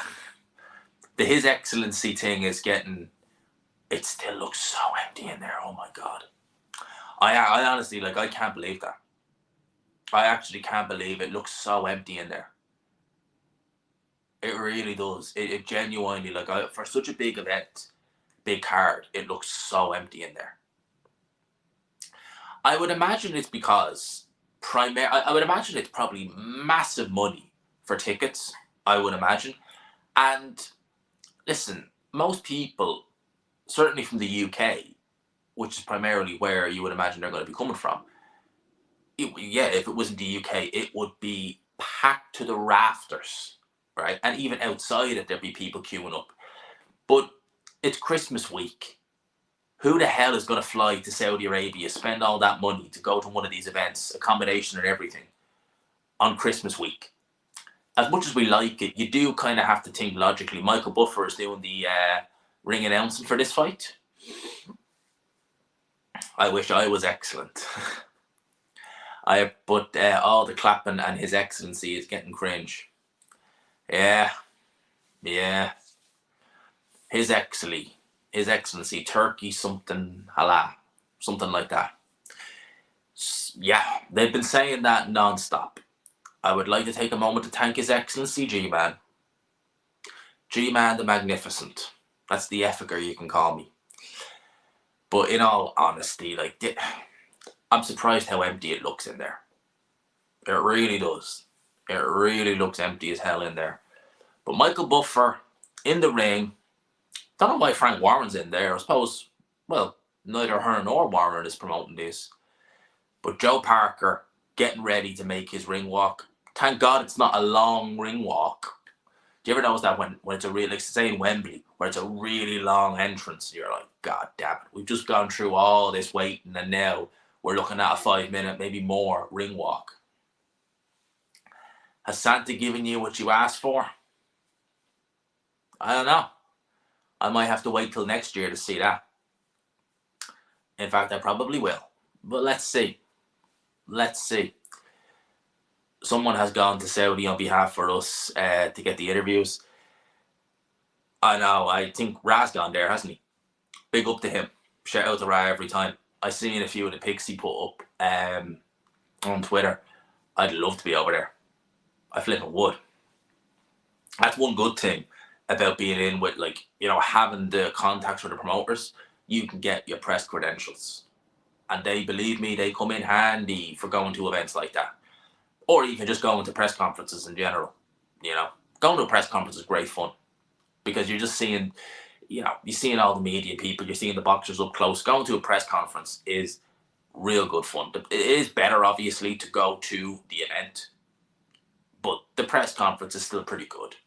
You get to meet some of the fighters, you get to see the promoters, and you get to see all the kind of, you know, the people, just all them, you know, the networks and stuff like that, the different networks that come to them. It's good fun. But Joe Parker on his way to the ring, and he will be followed by Deontay. He looks confident, I will give him that. He looks confident. You know, I remember when he fought Joshua, he just had that look of, wow, I'm happy to be here. He genuinely seems to have a little bit more about him in this one.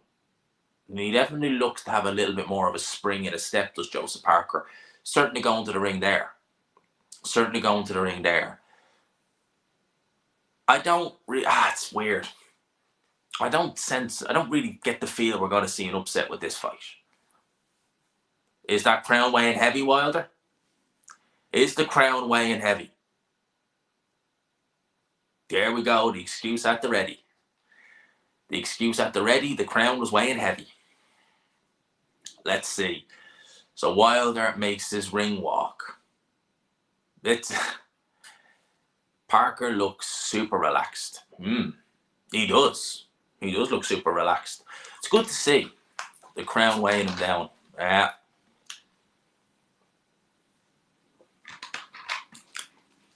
You know, Charles looked dog rough before he wore the crown, so he can't use that excuse. You know, if he can't use it, Wilder can't. But here we go. Wilder making his ring walk. No title on the line. I hope to God they don't do the anthems. I hope they don't. It's just, you know, it's just like, why do we need to do that?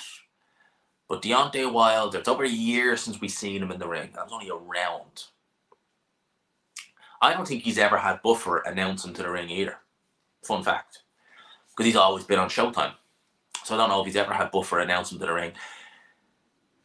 It's going to be interesting who's spiking Wilder's water now. Breland's gone. There you go. Who is?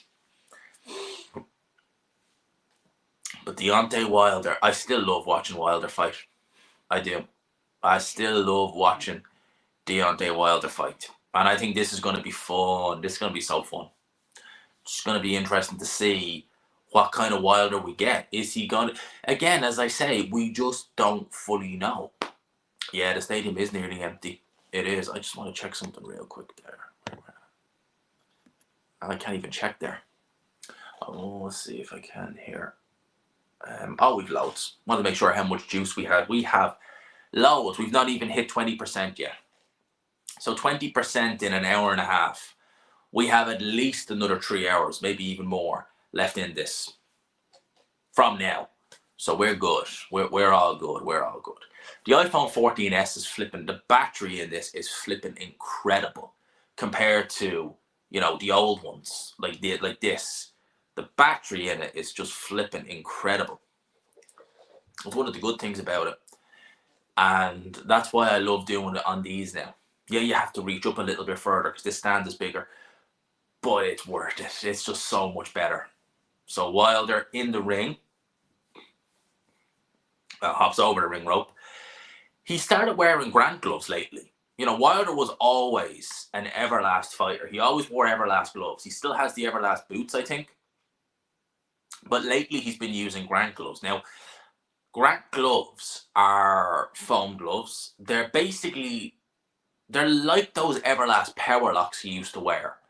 The foam in Grant gloves is apparently very dense. It's somewhat classed as a puncher's glove, but it does keep your hands safe for the most part. But I wonder why he's using Grants, because Grants, they went out of, I don't want to say out of fashion, but they got less popular after Mayweather retired. Because Mayweather used them. Do you remember when Mayweather was boxing? Every fight card, every fighter seemed to wear Grants. And I've worn a pair of Grant gloves. They're not the best glove to wear. They don't feel particularly nice. Fly gloves are way better, in my opinion. They're dear, but they're worth it. Fly gloves are they'd be my go-to gloves. Now, Parker uses Patent Sport. He used to wear fly gloves, but obviously he's in with Team Fury. He wants to do everything that Fury does, so he wears Patent Sport, which are more a puncher's glove. They're, I think, Eastern European. A lot of Eastern European fighters tend to use them. And Wilder now, all English judges. John Latham, Steve Gray, Michael Alexander, who's the referee? Mark Lyson. So all English judges. It doesn't even look 5,000. It's bizarre how empty it is. Yeah, didn't let McGregor have his party. No, he didn't. Are they doing the anthems? I don't think they are. I think that we're good. I think we're good. I think we're going straight into it, lads. Thank God. Thank God. Thank God we're going straight into it. And hit the subscribe button, as Kean there says. Yeah, hit the subscribe. If you haven't already, hit the subscribe button. Currently, there's 254 using the building. If you haven't, hit subscribe. The goal is, obviously, we want to get to 15k by the end of the evening, if we can. That'd be pretty good for me. You know, be pretty good for the channel. We're nearly there. We're not far off 14,900. It's just one final push. We're 128 off. So if you haven't already, do consider hitting subscribe. I'd greatly appreciate it. I'd greatly appreciate it. As we get ready, Parker looks in good shape. I just would like to see him come in a little bit lighter. 245 is still too heavy. It's certainly for me, in my opinion. But he looks in good shape. He does. He looks in good shape. Wilder, I've never seen him out of shape. It would look strange seeing Deontay Wilder out of shape, wouldn't it? It really would. Deontay Wilder always in good shape. And he's looking slim. But that's good. I think that's a good thing for him. Wilder, oh man, I love watching Deontay Wilder fight. I have to admit, I love it. Flipping love watching Deontay Wilder fight. That security guard looks a lot like Mark DeMori. That's Mark DeMori's job, I guess, nowadays. 10k a year ago. Great achievement to get 5k in 12 months. More than 5k, mate. I think I ended last year on like 9,000 and something. So it's a little over 5k in a year, which is pretty good going. That's been pretty good going. Look, Fury and Ganu helped. It did. We had a lot of good news this year, which really did boost it. But yeah, it's been a good year. It's been a very good year for this channel. And look, 20k next year. 20,000 next year, the big 2-0, and then so on and so on. Both guys getting their instructions from the referee. Oh, lads, here we go. I'm looking forward to this one. This is going to be good. This has KO written all over it, as does the next fight. But this one, we have Mr. KO, Deontay Wilder, Joseph Parker. I'm looking forward to this, and I will tell you, that looks so empty in there. Oh my God, I can't get over how empty that place looks. We are good to go. Wilder, Parker, here we go. Immediately, Wilder just gets up and starts just moving around the ring. Moving around the ring, Joseph Parker is actually taking the center of the ring, and he is just probing at the minute. No shots even being attempted by either guy. Now, Deontay Wilder, it's going to really be interesting to see what his timing looks like in there, because again, Deontay Wilder been out of the ring as he throws his first jab of the fight, but just the kind of range finder, no real power on it, no real anything on it. Deontay Wilder's been out of the ring now for well over a year. And he's only had one round in that year. His fight against Fury in 2021 was the last time he went any great lengths in a fight. So how his timing is going to be in this fight is going to be interesting. This is a guy who relies so much on that timing. He relies on being able to land that right hand in a split second to read what his opponent is doing and look for those openings. How is he going to look in there against someone like Parker, who is better than most of the guys he's fought? Although Parker, it's probably fair to say, has slowed down a little bit over the years, certainly following on from that Joe Joyce defeat, which was a brutal loss, a really big loss. How is he going to even take a shot against arguably the biggest puncher in the heavyweight division? No shots of any real great degree have landed.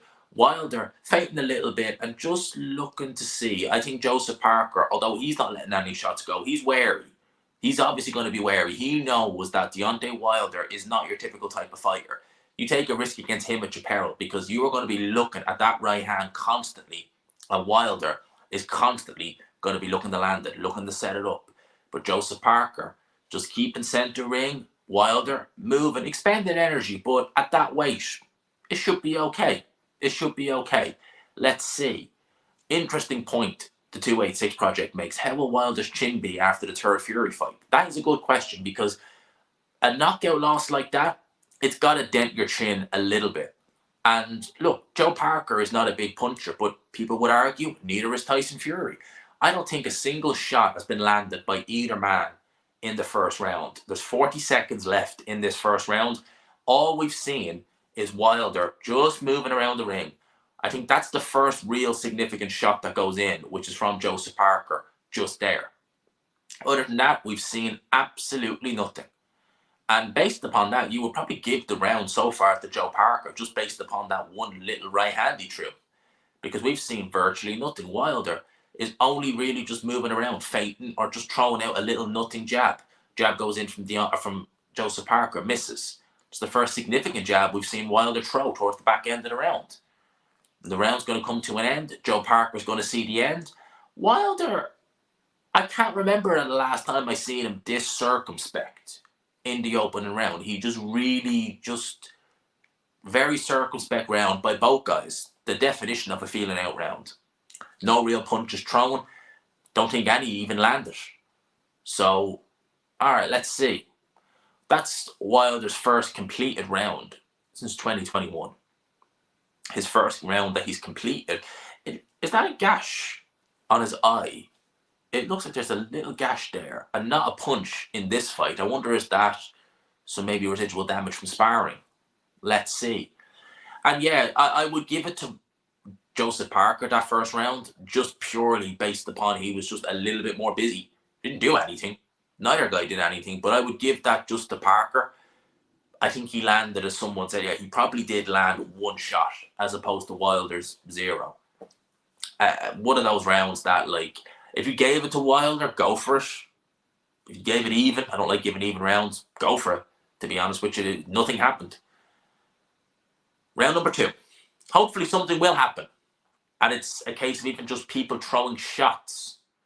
Not even. Someone saying Wilder looks nervous. I don't think so. And Wilder is starting more aggressive in this round, popping the jab a little bit more and looking to probe and feint a little bit more. So maybe he was given the hurry up. Maybe he just wanted to, get a lay of the land and see exactly how he felt in there. Because straight away, looking a little bit more aggressive anyway. 2 minutes and 30 seconds left. Ooh, big right hand goes in from Joe Parker. Wilder seen it coming a mile away. Looks to actually lead with the left hook there. It's something we don't often see from Deontay Wilder. But again, popping the jab out. So throwing a few more shots. A double jab there from Deontay Wilder. Neither of which lands. They just land on the glove of Joseph Parker. But it's interesting. Wilder looking to set up a few more shots. Looking to throw a little bit more. Which is interesting. But still, he's not committing to anything really. And neither is Joe Parker to an extent. Although he does land a little body shot there to Deontay Wilder. Just throws a straight right hand to the body just to get Deontay Wilder's attention. Wilder, a long jab, but doesn't really affect anything on Joseph Parker. Oh, big right hand goes in from Joseph Parker. Deontay Wilder backed up a little bit there. Rode the shot quite well, and the shot was, a lot of the steam was taken out. But Joe Parker being a bit more aggressive now than Deontay Wilder, making him think about things. But we have seen this in the past where Wilder could lose 5, 6, 7 rounds. And then all of a sudden he'll find that right hand and it's over. Like in the rematch with Luis Ortiz, where he was clearly getting outboxed. And then in the 7th round, all he needed was one shot. And that's all it ever takes with Deontay Wilder. Again, using the jab, but not even attempting to even step in with that right. Oh, but Joseph Parker launches an attack. Deontay Wilder looked to counter with a right hand coming in. Joseph Parker had his head ducked down low, so he avoided it and was able to fall into Deontay Wilder. More aggressive Joseph Parker, which is something that he's lacked in the past. And it's very strange. He's been a fighter, Joe Parker, who has lacked aggression, but he seems to have a little bit more in this fight. Is working with Andy Lee changing something? Is he more confident now that he's in camp with Tyson Fury and he knows Tyson Fury has beaten Deontay Wilder? Joseph Parker was actually in the camp with Fury for that 3rd fight.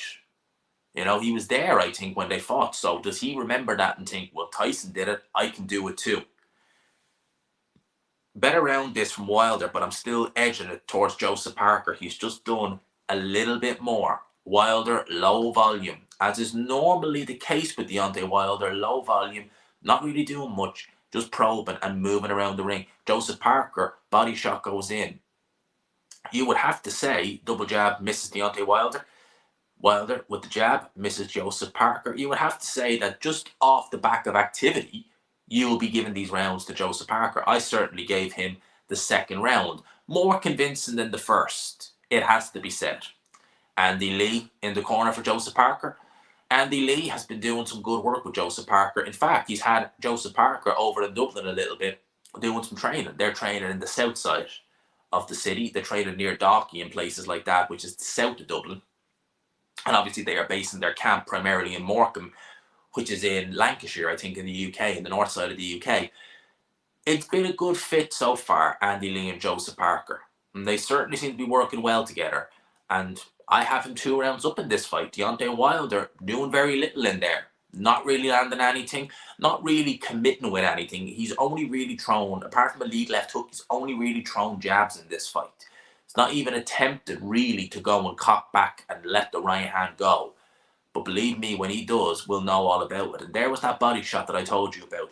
Nice little body shot from Joseph Parker just to offset Deontay Wilder as round number 3 gets underway. Been interesting so far.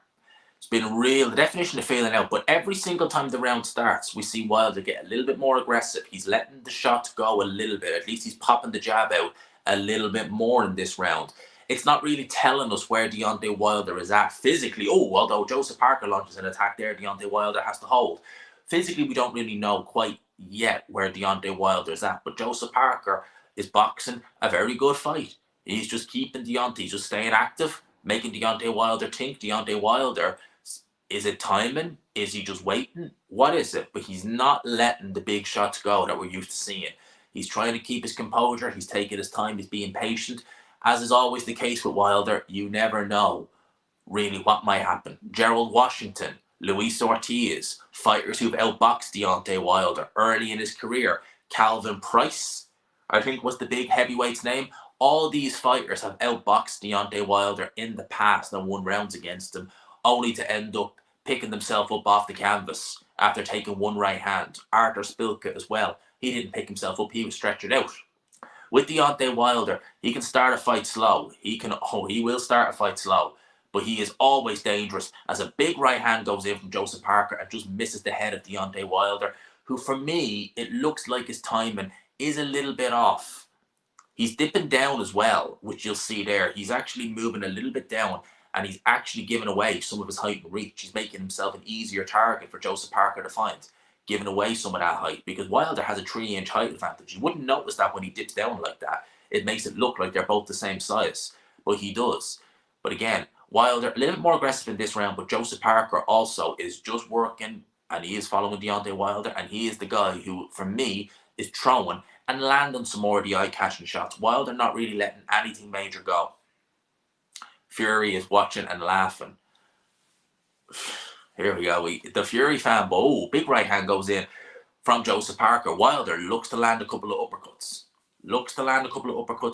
He has a very strange demeanor about him in there, Wilder. A very calm expression. Doesn't really seem fazed by anything. Just going through the motions.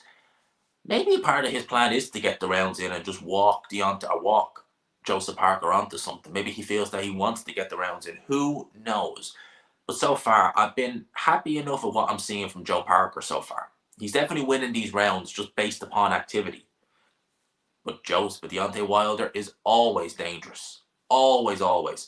But again, round number 3, it's another round that you would have to say, as Wilder leans on Parker, is going the way of the New Zealander. And I gave that round to Joseph Parker as well. 3 rounds in the bag, and all 3 for one Joseph Parker. So it's been good for him lately. It's very interesting with what Deontay Wilder is doing in there. I'm trying to back engineer what they're doing and think it in my head. He's just probing around the ring, moving around the ring. He's not doing much. And again, I've seen this several times from Deontay Wilder over the years where he has done this. Maybe not to this extent. He has been a little bit more active and he's thrown the right hand a bit more. But I haven't seen him throw one right hand in this fight. Certainly not even get ready to cock the right hand. So it's really interesting. It's really interesting to see. I don't really know what he's going to be doing here. And look, Wilder is not someone who goes in to win these fights on points. But if he has age, the timing is a little bit off. He's going to want to make sure that he has some points backed up. Round 4 underway.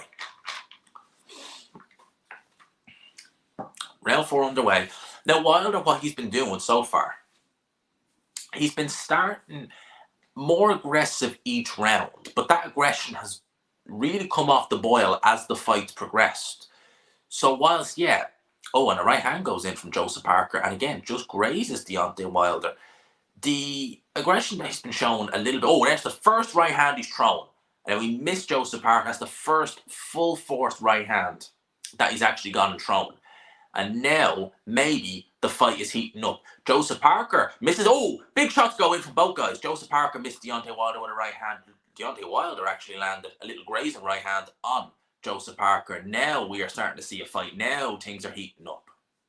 It took a few rounds, but I think now, left hook goes in from Joseph Parker. Wilder wrote that shot very well, but he is feeling this. The pressure is coming in from Joseph Parker. I thought Joseph Parker would genuinely just look to outbox Deontay Wilder. I said he needs to pressure him. It's his best way to win. Obviously, he's in Team Fury, and this is what he's being told. He does not like front foot pressure. And maybe that's what he's trying to do. Trying to copy what Tyson Fury did in the rematch. Good work from Joseph Parker so far. Making Wilder look a little bit uncomfy in there. What's Wilder going to have to do? He's going to have to let some of these shots go. Again, more pressure goes in from Joseph Parker. Some good work here. Really interesting work here from Joseph Parker. So far, I haven't found a round to give to Deontay Wilder. And this round so far, although Wilder's let the right hand go a little bit more in this round, more the cleaner stuff, the better work is coming for me from one Joseph Parker, which is very interesting. Very interesting. I'm intrigued. But Deontay Wilder, as we know, he's always dangerous. Jab goes in from Deontay Wilder, doubles up the jab there. Joseph, that was close. They could have, heads nearly went slamming together there. That could have been nasty for both guys. They want to be a bit more careful with that, because that could have ended, that could have caused a serious clash. God knows what might have happened there. 40 seconds left here in the fourth round. Another round. Good jab from Joseph Parker again. Wilder misses wildly with the right hand there. Timing does not look good for Deontay Wilder in there whatsoever. Joseph Parker doing very well. Now you got to remember, Joseph Parker only fought 2 months ago. So he is a lot more active. He's had 3 fights this year. Oh, big left hook goes in from Joseph Parker. I think Wilder actually felt that a little bit. Definitely felt that left hook a little bit. Now, Wilder letting the right hand go.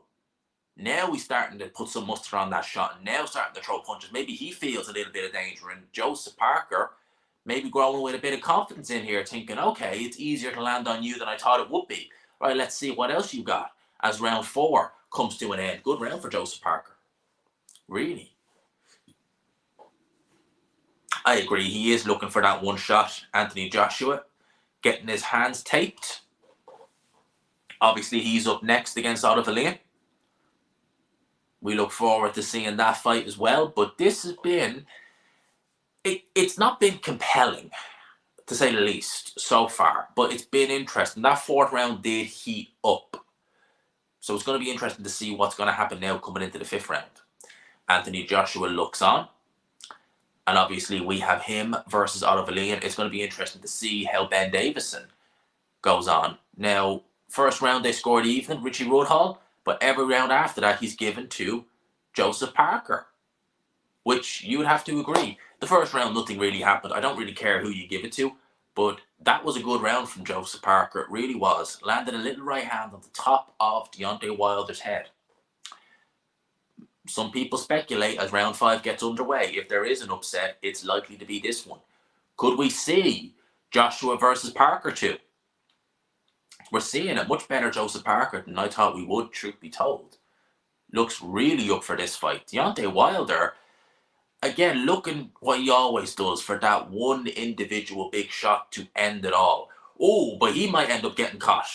Joseph Parker really letting the shots go here. And again, he might be heavier, Joseph Parker. The foot speed might not be there, but the hand speed that he's always shown throughout his career is always there.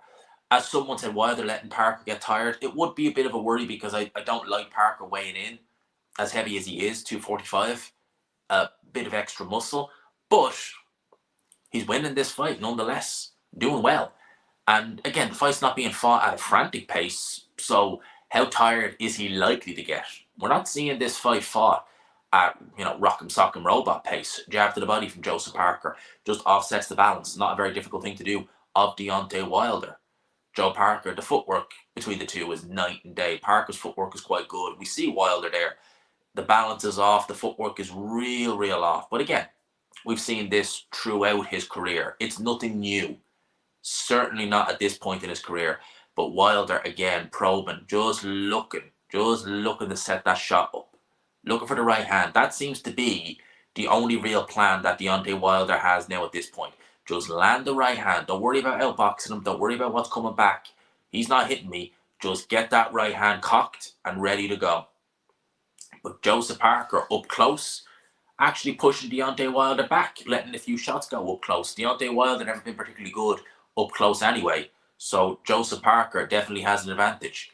Misses just there with a jab, does Joseph Parker. And again, no real shots coming in from Deontay Wilder. Oh, but there he lands one and just misses the head. Just grazes Joseph Parker. Really poor quality from TNT with the camera work, by the way. But that's TNT for you. As we go, 40 seconds left in the fifth round. And it's another round. It's a bit more competitive for Deontay Wilder. But it's another round that I am definitely going with Joseph Parker. He's definitely doing more in there for my liking. And Joseph Parker just keeping center ring, staying out of range, keeping an eye on that right hand. And Deontay Wilder just not seeming likely to throw it. Again, probably is just looking to set up that one big individual. Oh, had to ride that right hand from Joseph Parker very well. He's getting closer as Joseph Parker with that big right hand. Wilder needs to be very careful. Needs to be very careful in there. I think that this performance here, if Eddie Hearn, well, they're there. Joseph Parker or Joshua and Hearn will be looking at that thinking, we got this guy.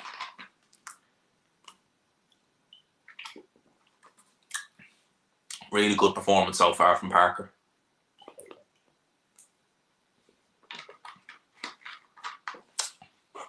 So that's another round that I will be given the way of Joe Parker. So after 5 rounds, it's not inconceivable to have it all Parker. But after 7 rounds against Luis Ortiz, you would have easily had it 6-0 Ortiz.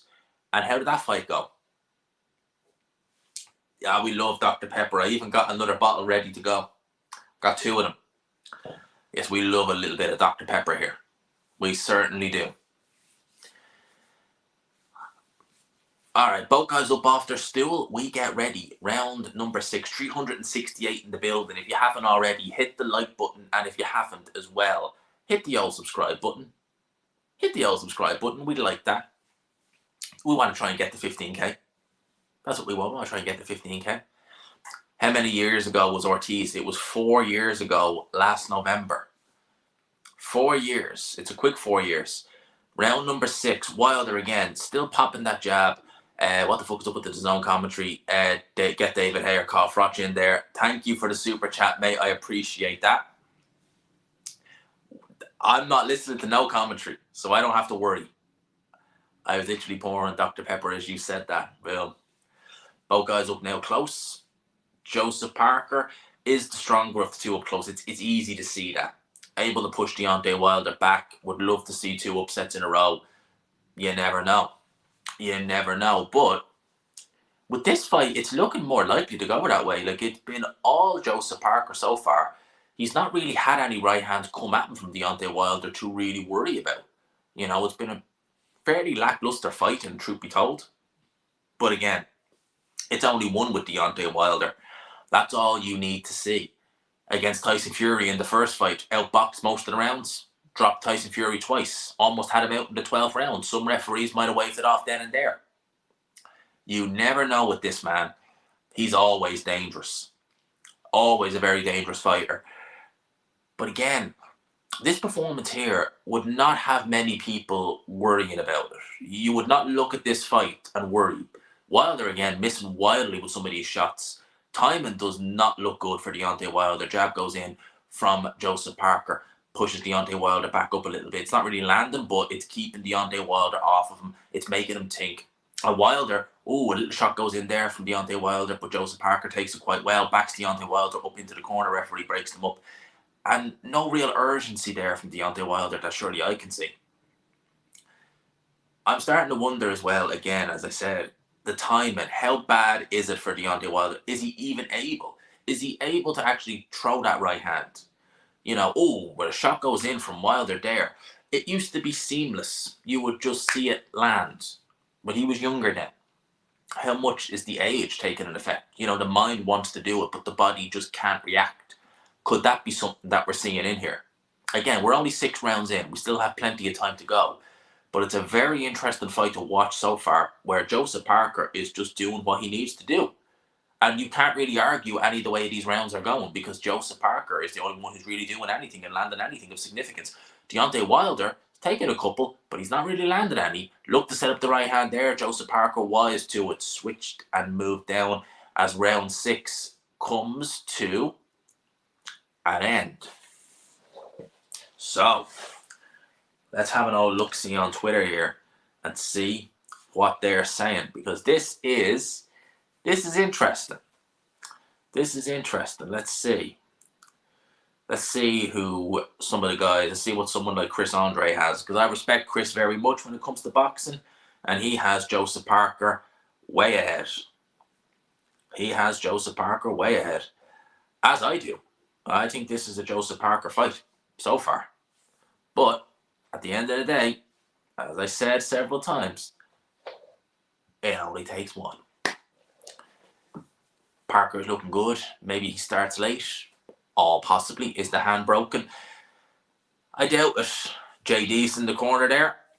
Still in the corner despite the fact he inspected Fury's hand wraps and found nothing wrong with them. Interesting that, isn't it? As round 7, halfway through this fight. Alright, let's go. Sounds quite dull. It's not been compelling viewing, to say the least, but you're waiting for something to happen, if that makes sense. You're just, I'm watching this kind of like something could happen. Just what? When? When is that right hand going to detonate? That's what you're waiting for. And that's exactly what you're waiting for. You're just waiting for that right hand to detonate. But it doesn't seem like it's gonna. Like, we are already halfway through this fight, and Joseph Parker has won every round, in my opinion. First round, you could give it even Stevens, but Joe Parker was the only one who did anything really in that first round. Wilder just not really able to get a foothold in here.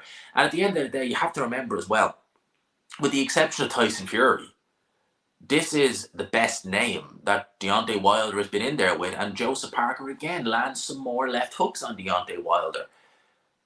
Wilder getting caught with these shots, he's not getting busted up or anything like that, but Parker is having success. He's landing the eye-catching shots. Wilder's doing absolutely nothing in there. Yeah.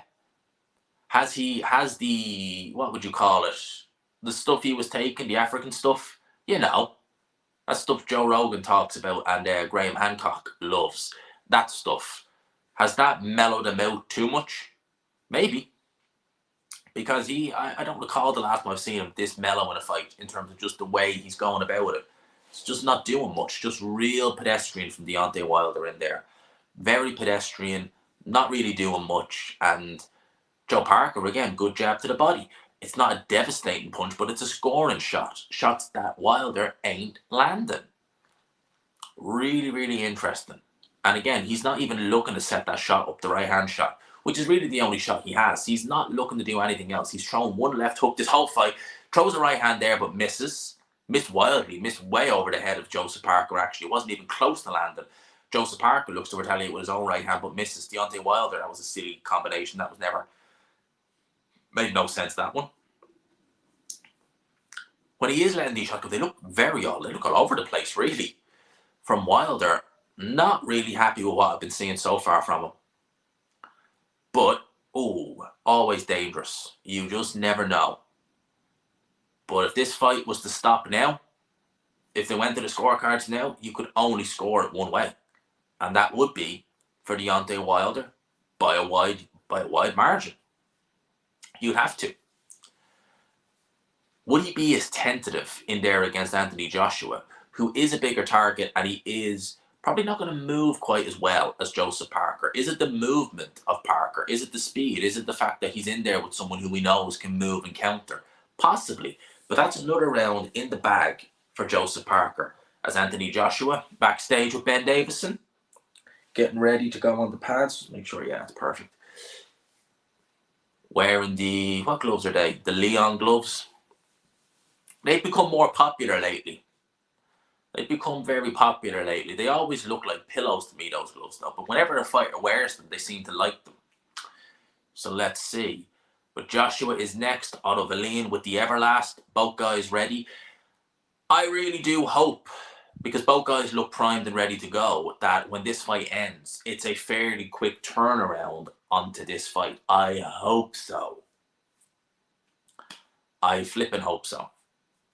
As TNT, camera work shoddy again, but as we get ready, 8th round. Wasn't expecting this now, I have to say. I wasn't expecting to go into the 8th round and Parker to be so far ahead. Richie Woodhall gave the 6th round to Deontay Wilder. I didn't. That's generous from Richie Woodhall. I didn't give the 6th round to Wilder. I certainly would have given it to Joseph Parker. I would have given every round to Joseph Parker.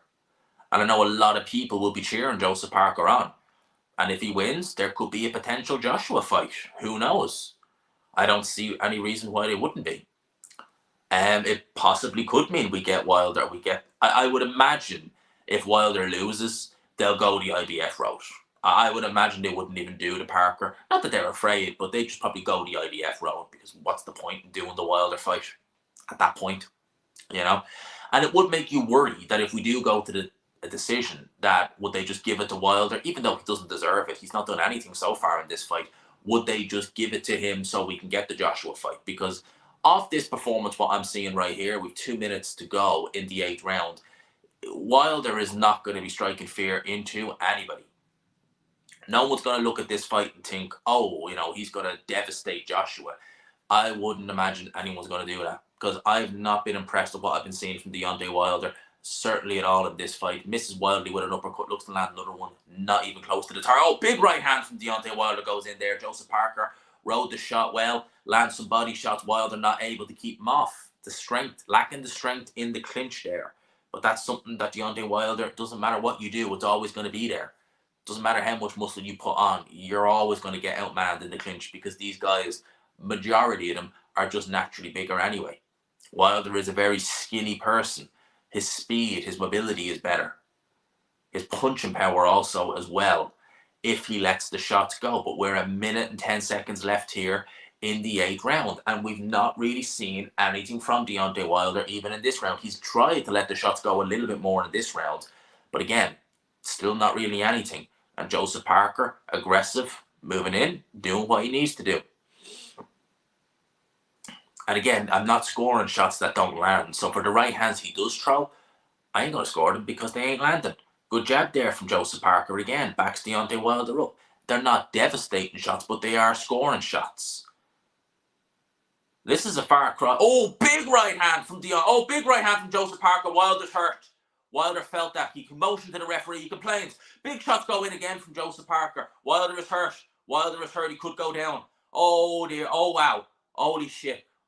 Joseph Parker teeing off on Deontay Wilder. Wilder needs to punch back. Wilder needs to punch back. The referee's going to have a good look. He could end up touching down. 14 seconds to go here in the 8th round. This is big for Joseph Parker. Oh, wow. Wilder's legs don't look 100% there. He took some big shots there from Joseph Parker. He will see the 8th round out, but damn. Joseph. Oh, wait. There we go. I told you. I didn't pick it, but I said upset coming. Let's have a look. Big right hand. What the hell is Wilder doing? He took that right hand clean and he motions to the referee. What, as if that's an illegal shot? It wasn't. I'd love to see. Oh man, he took some big shots there. To be fair, Wilder hasn't got a bad chin, but being backed up into his own corner, and Joseph Parker has the hand speed. Where was this Joseph Parker 5 years ago? Where was he? Oh, look at that right hand. That was a big shot. A big, big shot. Very impressive stuff here. Andy Ruiz there shouting at ringside. This is impressive stuff from Joseph Parker.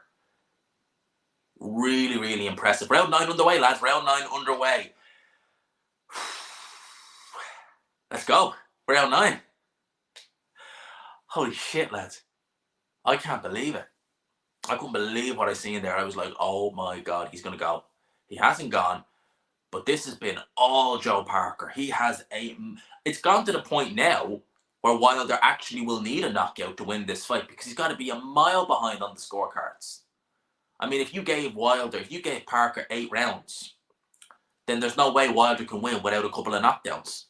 He'd need, I think, 2 knockdowns. The salvage draw, and he gets hit with a left hook there, but he holds on. Referee breaks them up. Joseph Parker is growing in confidence here. Absolutely growing in confidence. Did the crown weigh too heavy on your head? That's the question I'm going to ask. Great work from Joseph Parker. Wilder misses with a right hand. Not even close. These are the questions we had to ask that we didn't know the answers to. It's one thing to say Deontay Wilder will win. Based upon what exactly? 2 minutes of a fight against Robert Helenius last year. We don't know where he's at. And looking at this, he doesn't look like he's at any kind of level that he used to be at. Seems reluctant to throw that right hand. Whether it's hurt or not, I don't know. But Joe Parker, with 1 minute and 30 to go here in the 9th round, is growing in confidence. He's letting these big shots go more. He is winning these rounds. And all he needs to do is just stay alert, see the final bell, and he'll win this fight. He'll absolutely win this fight. Incredible, really. You know, I picked Wilder to win, but out of the 2, this was the one I said most likely to cause an upset. It looks like we're getting the upset. Certainly for me, it looks like it. If this goes to a decision, it's going to be very interesting. And I'm just thinking of someone who has an ACCA going, and he has Joe Parker to win. And he is going to have a field day if Joseph Parker wins this fight. An absolute field day if Joe Parker wins this fight. He is winning as we get to the back end of the 9th round. Wilder's just going to have to go for it from now on, because we're getting into the business end of the fight. And I think that Deontay Wilder, for me, is just going to have to go for it. For me. Unless something dramatic happens, he's just going to have to go for it. He should jab down low to Joe Parker's body. He needs to do that. He needs to drop down low and try and bring the left hand down to Joe Parker to at least try and set up the right hand. Because Joe Parker is seeing these right hands coming when he is throwing them. And he's so inaccurate. Little right hand lands there, but nothing major as round 9 comes to an end. Can anyone believe what they are seeing?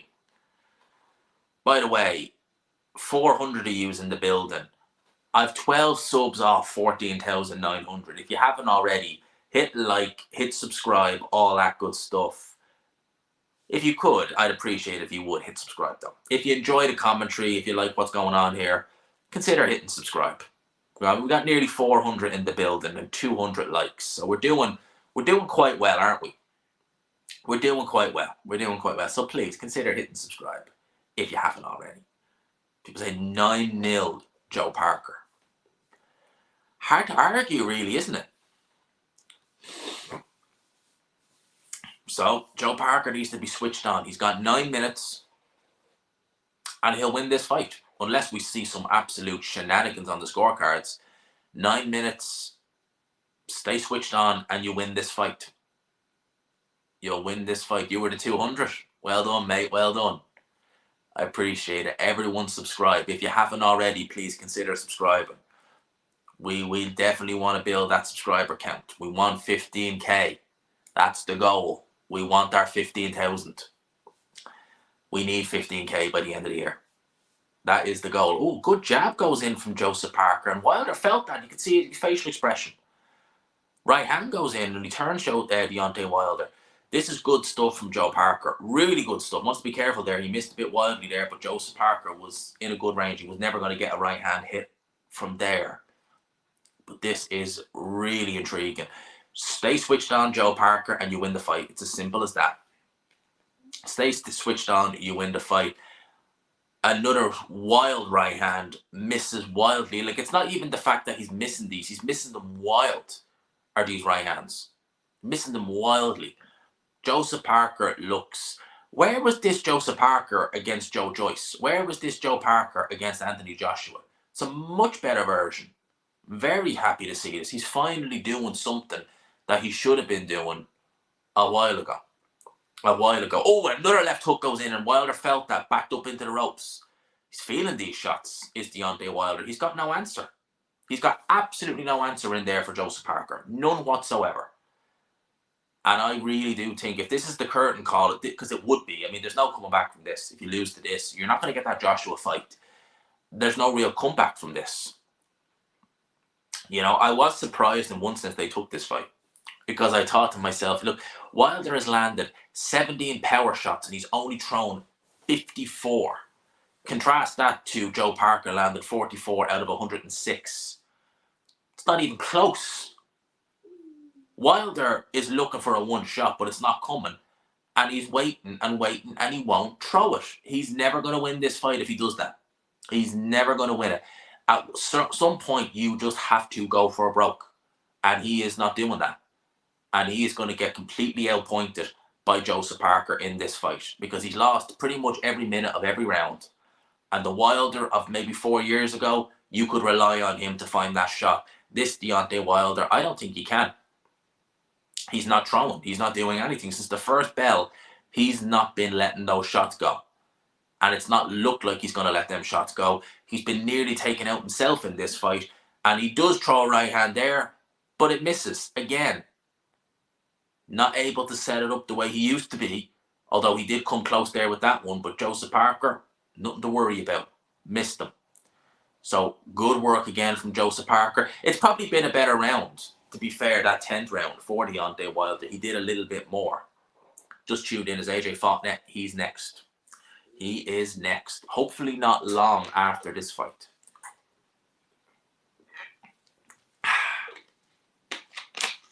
Yes, hopefully not long after this fight. But Joshua is next. And what can I say, man? Deontay Wilder, he's got 6 minutes to salvage that fight and his career, possibly. 418. If you haven't already, by the way, please hit subscribe. I'm 4 off now. 14,900. So if you enjoy the commentary, hit the like button. Please hit subscribe. I like seeing, the secret, I love seeing the numbers go up. It's quite nice. So if you could, I'd appreciate that. I really would. Where does Harrison rank on the list of Wilders? He's got to be up there, which is not good. Round 11 underway. Yeah, I don't really mind Richie Woodhull giving that 10th round to Deontay Wilder. He was more aggressive in that round. I don't mind it. Still too little too late now, in my opinion. Because even if he wins these next 2 rounds, it's not enough to win the fight for me. I would still have Joseph Parker well ahead in a commanding position. That 10th round is the only round you could look at and say, all right, yeah, I'll give it to Wilder. The rest of them have all been Joseph Parker. And Joseph Parker pretty clearly. Wilder, there is that worry that they would just give it to him because of the Joshua fight, but I could not make a case for Joseph Parker or for Deontay Wilder winning this fight unless he's able to find a right hand from out of the blue. This is the round that Tyson Fury was able to get to Deontay Wilder. Deontay Wilder, even in that Tyson Fury fight, was able to pull that trigger on the right hand at times. He was able to drop Fury twice. He's not been able to do it in this fight. It just seems like he is not able. Maybe the mind is like, I'm ready, but the body just can't. That's the possibility. It's the only thing I can think of. Because he's had moments, and there's been times I've thought, let that shot go, and he's not. He does actually go and throw a 1-2-3 there, which was a little bit more than what he had been doing, but it's still not enough. Walks into a right hand from Joseph Parker, but nothing major. Both guys in a clinch, 1 minute and 20 seconds to go in the 11th round. If there's not a big round here from Deontay Wilder, he has to go for broke in that last round, but he does land a little right hand on Joseph Parker just to get his attention. A little bit more aggressive now from Deontay Wilder, but he falls into a clinch. He was looking to get a right hand set up. He ended up falling into a clinch. Anthony Joshua must be sat backstage watching this fight thinking, what am I going to do? That's my payday gone. Now I'm going to have to fight Filip Hrgović, which isn't too bad. That's a good consolation prize. He'll beat Filip Hrgović, to be fair. 100%. He will beat Filip Hrgović. No questions asked there, in my opinion. Based upon what I saw tonight. No real questions asked. He'll beat Filip Hrgović. But this is... I don't really know what to say. I can't believe what I'm watching. He is more aggressive in this round, Deontay Wilder, definitely. And if you give him the 10th round and this round, which I am giving him the 11th round so far, just purely based because he is more active. That's 2 rounds is all I've given him. Maybe if a judge is generous, you can give him a 3rd, but as in a 3rd round. But that's it. That is it. This has been a primarily all Joseph Parker. Wilder cannot get the grips with Parker. He cannot let that right hand go. Amazingly, we are going into the 12th and final round. I haven't been on here in a while. Happy Christmas. Are you planning to move to London next year? Yeah, man. Probably in the next 3 to 4 months. I have to try and get a transfer from the job, though. They have an office over in Soho, near Hyde Park. So we just got to get that sorted. Once we get that sorted, we get the flat, and then we're good to go. New life for a couple of years anyway. We'll see how we go. But lads, what do you guys think in the comments below? We're around the way, and I'm talking. I picked Deontay Wilder to win. Many did, but I did say out of all the fights, this is the one that I think could most likely produce an upset. The David Haye curse. Round number 12. 12th and final round. Big round needed from Deontay Wilder. big round needed. He's going to have to go for broke. He's going to have to let the shots go. Otherwise, Joseph Parker, on my scorecard, is going to win this fight. And Joseph Parker lands a good right hand on Deontay Wilder. Wilder lands a little right hand. Both guys swinging for the fences now. But Wilder, with those little club and punches, what are you trying to do? You're trying to chop a tree, or you're actually trying to hit a guy? If Parker wins, what does Fury win look like? Well, Parker's a former world champion. It's still a good win. It's not going to devalue it, I don't think. Parker is still a good heavyweight. You know, it doesn't devalue it. Right hand misses from Deontay Wilder. He's throwing that right hand. Now, he knows he has to go for it. He knows that Joseph Parker is ahead. His team would be wise to tell him that he is going to have to let the shots go. Oh, he looks to step in, but he can't throw the right hand. He stepped in too much. He wasn't able to land it. Oh, but he gets caught, Joseph Parker, or Deontay Wilder, sorry, gets caught with a right hand of his own. 2 minutes left to go in the round. Both guys are really starting to feel it. Both guys look a bit tired in there, but it's urgent for Deontay Wilder. There's a swing, the old windmill. We haven't seen that in a while. And again, in a clinch, that looked a bit of a rabbit punch now, truth be told. But Joseph Parker, on course for a famous win over Deontay Wilder. Who would have thought? Who would have thought? But Wilder's still dangerous, still looking to set that right hand up. Misses with the right hand, misses with the left hook. Joseph Parker, well blocked the right hand. Looking to work in up close to Deontay Wilder, but not able to do anything. This is the guy who was able to stop Luis Ortiz late in the first fight. This is the guy who was able to drop Tyson Fury in the 12th round of their fight. It doesn't look like he's going to be able to do it in this fight. Each time he tries, he either misses or he ends up in a clinch. He looks shell-shook in there, not from the punishment he's taken, from the fact that he just seemingly can't get the grips with what's happening in there. Both guys fighting up close. Wilder misses with a right hand again. We're into the last minute of the 12th round, and it looks like Joseph Parker is on course for a famous victory. Blocks a right hand from Deontay Wilder. He's not touched the canvas once in this fight. Neither man has. And if Joseph Parker, as I believe, has done enough, he will see the final bell. He will get the win, but he has 35 seconds left to negotiate. But the right hand goes in from Joseph Parker. Deontay Wilder, not really hurt, has Joseph Parker in a headlock. Doesn't need to be doing that. You don't need to kill time. You need to find time. You need to try and land that right hand, but you're not doing it. And again, a clinch with 20 seconds to go. Time is running out for Deontay Wilder. Time is running out. 15 seconds left for Deontay Wilder to save his career, to save the Anthony Joshua fight. And for Joseph Parker, it's just a case of hold, wait it out, and your hand should be raised in victory. As the bell is now about to sound, Joseph Parker, Deontay Wilder raised his hand aloft, but there is only one winner, in my opinion, and that is Joseph Parker. Tremendous performance from Joseph Parker. Not a particularly good fight, it has to be said. But for me, Joseph Parker is the deserved winner. He was no ordinary Joe in there. He put a lot of good things together. It is going to be interesting to see what way the judges score it. Will they be wise or will they be foolish? Some people may think they'll be foolish. I hope they're not. And by the way, 430 of you guys in the building. If you haven't already, please do consider hitting subscribe. We're 2 subs off 14,900. Ade says Parker winning every round. Yeah, I agree. I absolutely agree. Maybe not winning every round, but Parker definitely winning the fight. Let's see what some of these guys have by the end of the fight. Chris Andre has a 10-1 to Parker. All right, and I would assume that 12th round could have went either way. I certainly just hope that they don't rob him. I really do. I just hope that they don't rob him. I do got to give Parker some credit now, man. I do. Absolutely. Honestly, that's the fight I've wanted to see from Parker for so long.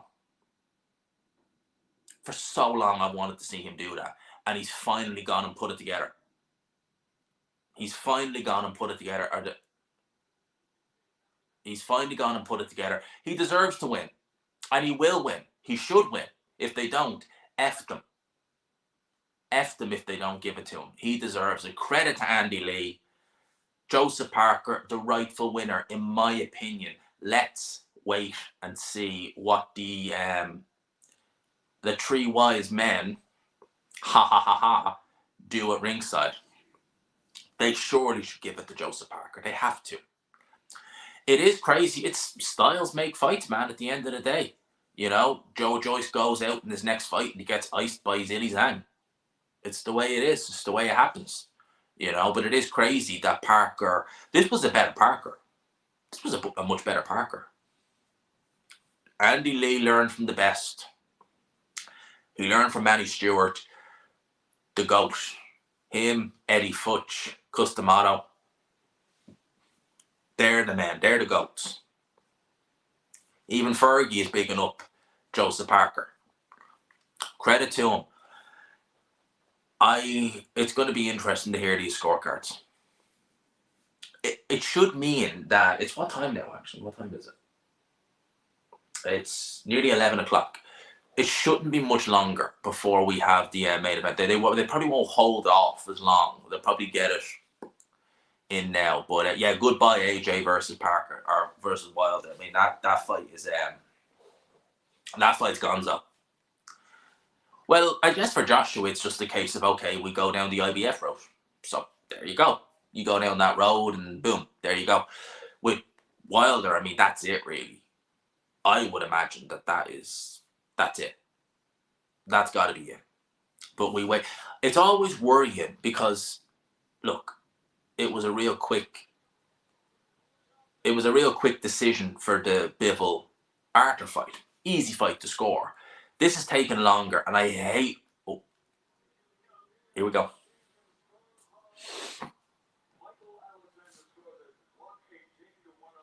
118, 111.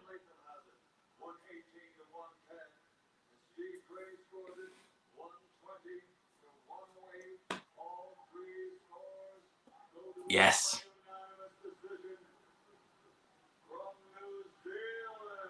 Joe Parker. The upset happened. 120, 107. Joseph Parker beats Deontay Wilder.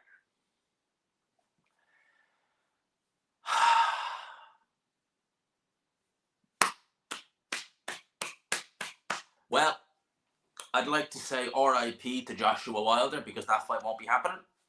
Certainly not. Damn. 120, 107.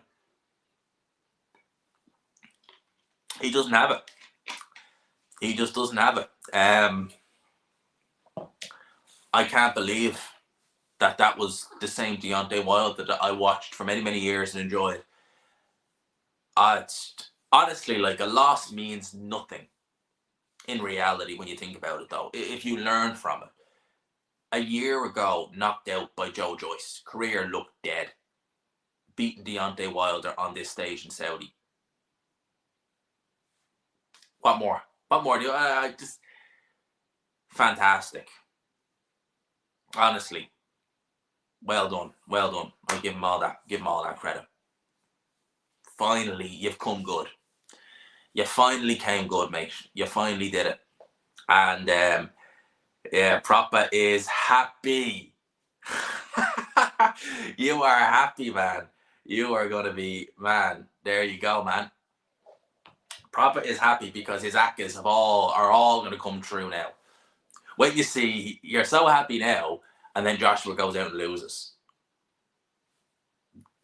It won't happen. Mate, you are on a lucky streak. Dubois saved your Aka in the last 10 seconds, and now Parker has just gone and made it. Crazy. Joseph Parker was the rightful winner, 100%. Will he now be... Wait a minute. Will he now be number one? Now, he won't be mandatory, but would he now be number one ranked with the WBC?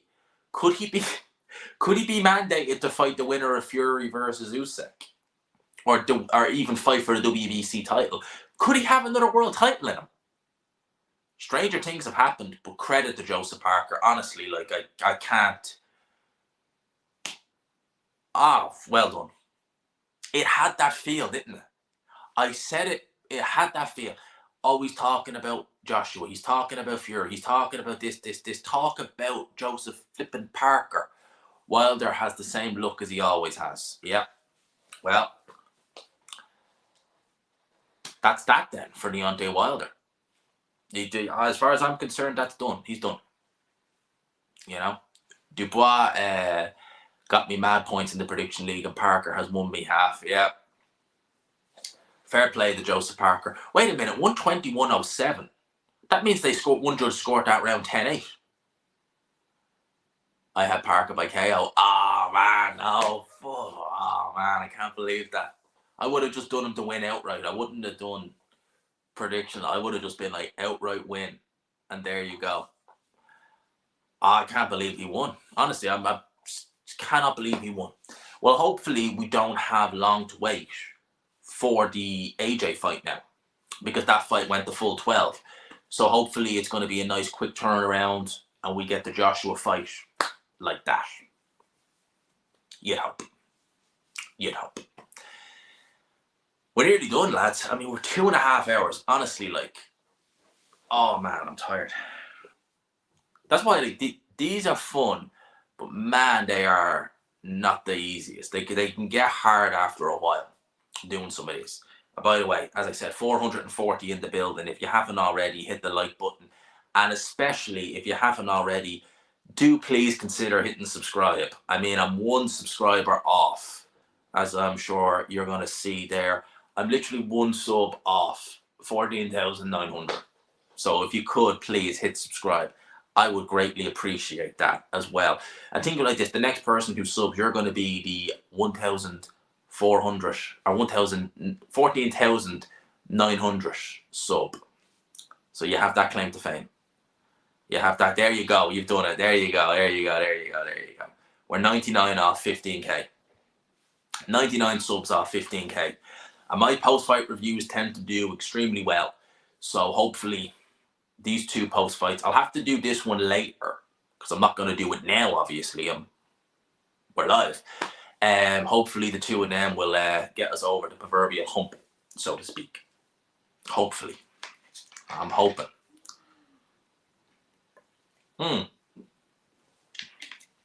Was there a rematch clause for this fight? Was there a rematch clause for this fight? That's what I'm wondering. Could they have to run it back? It would mean this basically means that we ain't going to see Wilder Joshua. That ain't going to happen. Ah, man. Could you imagine if that had been Joshua versus Wilder on this card? Would have been a fairly run-of-the-mill win for Joshua, I think. Parker should fight Zhang. That could end nasty for him. You know, people always say that, you know, they make it like, oh, it's the top 3 guys. Just think of how many good fights we have there that don't involve Wilder and Joshua, if you think about it. Zhang versus Parker. Zhang versus Hrgovic 2. Joshua versus Zhang. Joshua versus Hrgovic. There's great fights out there. You know, you add Daniel Dubois, Frank Sanchez into the mix. There's, you know, the heavyweight division is in a good place even after the likes of Fury Usyk got. We've still got great fights to be made. And now we wait for the main event. I still can't get over how empty that arena looks.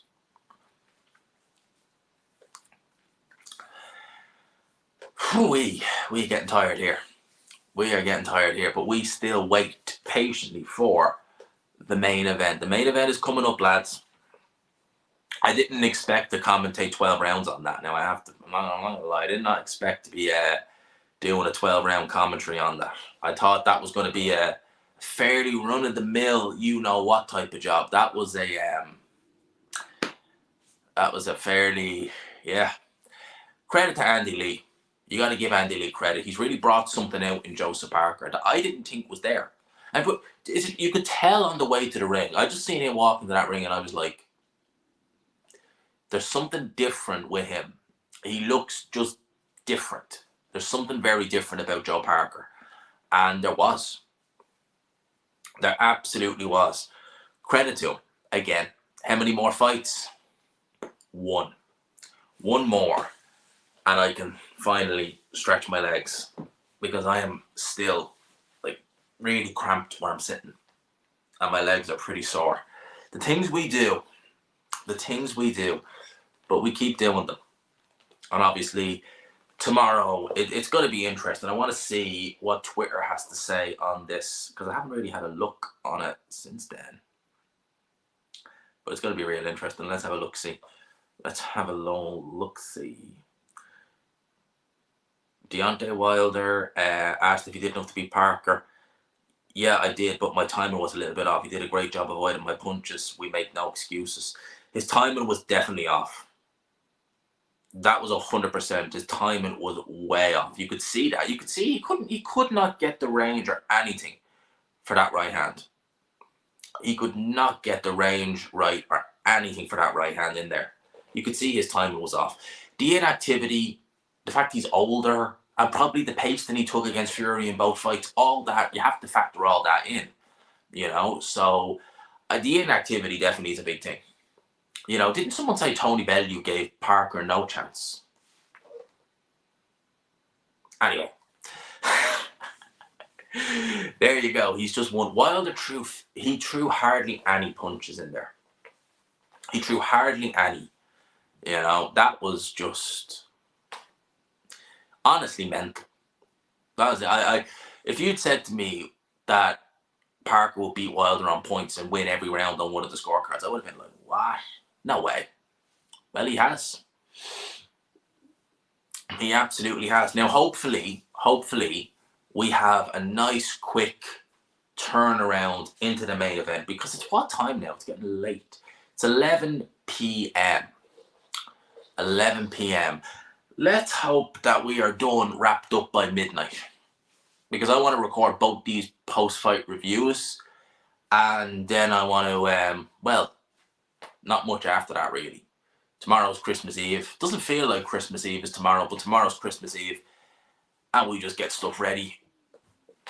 We're going to do a lot of recording tomorrow. We have to record videos about this. We have to do a lot of recording about this, because there's a lot to talk about, a lot to discuss.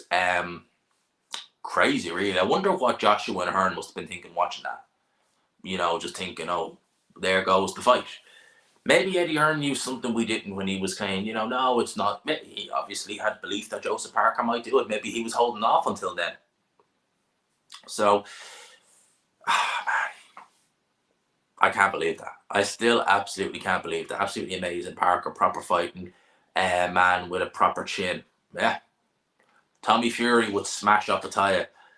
Good Lord. Could you imagine Tommy Fury versus Opataya? How bad that would be. He would get absolutely annihilated. He would absolutely get completely annihilated. It would be painful. It would absolutely be painful. How else is Twitter looking? As indicated, Deontay Wilder has indicated he could now retire from boxing after losing to Parker. We'll see what happens. We still have a little bit left, but I did a great job managing my money. I'm a happy fighter. I'll be back. And if not, then it's been a pleasure. I don't know. I still have the same fire I used to. A lot has calmed down. I've been wearing this smile all week, and I'm still wear it. Nothing can stop me on that. I would say it more than likely is the end for Deontay Wilder. I would say more than likely. If it is, I enjoy his career massively. How come we can't see any of the comments on the screen? It's just because I have to reach over and point them. So I'm only really doing that for super chats now, because it's just, you're messing up the mics and stuff like that. So only for the super chats, I'll reach over and bring the comment up on screen. What was I going to say?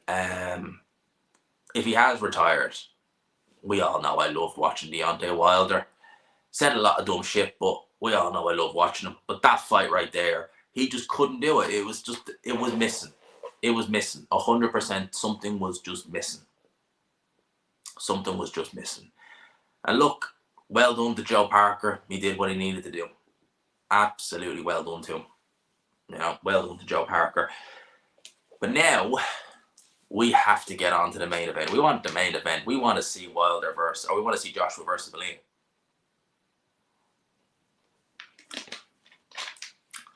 I wouldn't mind seeing that Joe Parker versus Anthony Joshua. I wouldn't mind seeing it. I think that'd be a real interesting fight. I wouldn't mind seeing it at all. It says, I got my notification from DAZN. It says, it's coming your way. Don't miss it.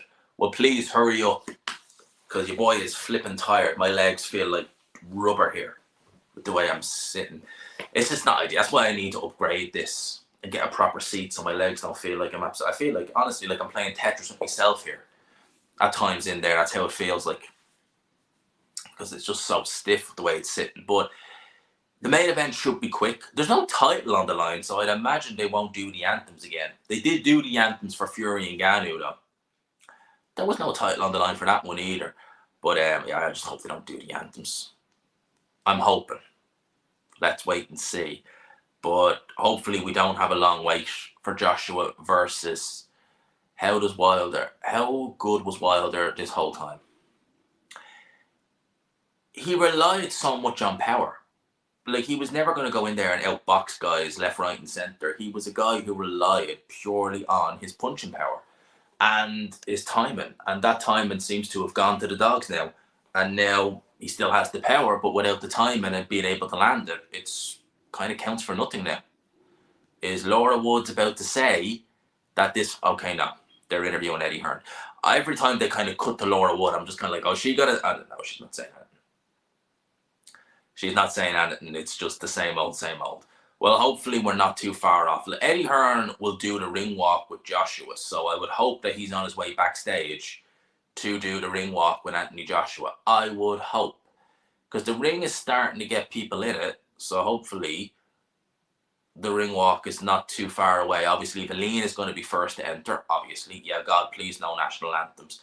I hope not. I'd say they probably will, though. They seem to always do that now.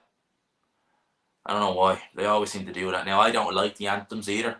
I wish they'd just avoid that. I don't see why they do that. Apparently, they used to do them at the very, very start of the event for the two main event fights. It makes more sense. Just do it then. Save us having to do it at the end. For me, that's just... I don't know. I'm not mad on it. Did they do them for Sonny versus Bam last week? At the start of the event? I don't remember they did them doing it.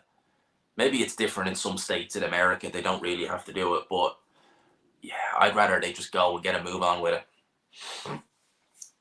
Because right now, we're at the end of the road. There's one more fight left. It's Joshua Valine. And then we see where we go. But it's been an interesting fight card, you know.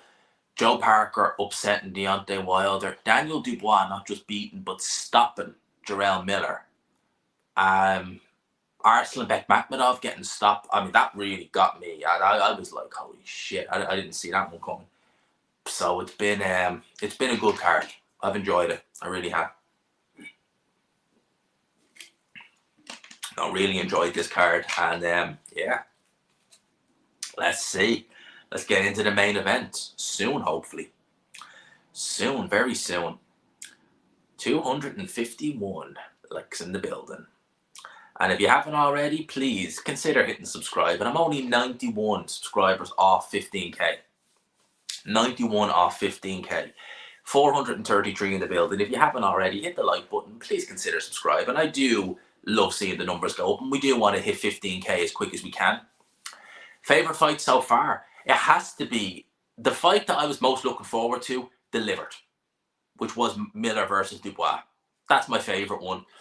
And unless we see an absolute war, that's going to remain my favorite. That was my favorite. I loved it. I absolutely loved watching it. It was great to see Dubois finally dig down deep and get it. Delighted for him. I've got a bet going. Actually, my bet for this fight, I have a little bet with Paddy Power. Must actually check it actually for cash outs and stuff.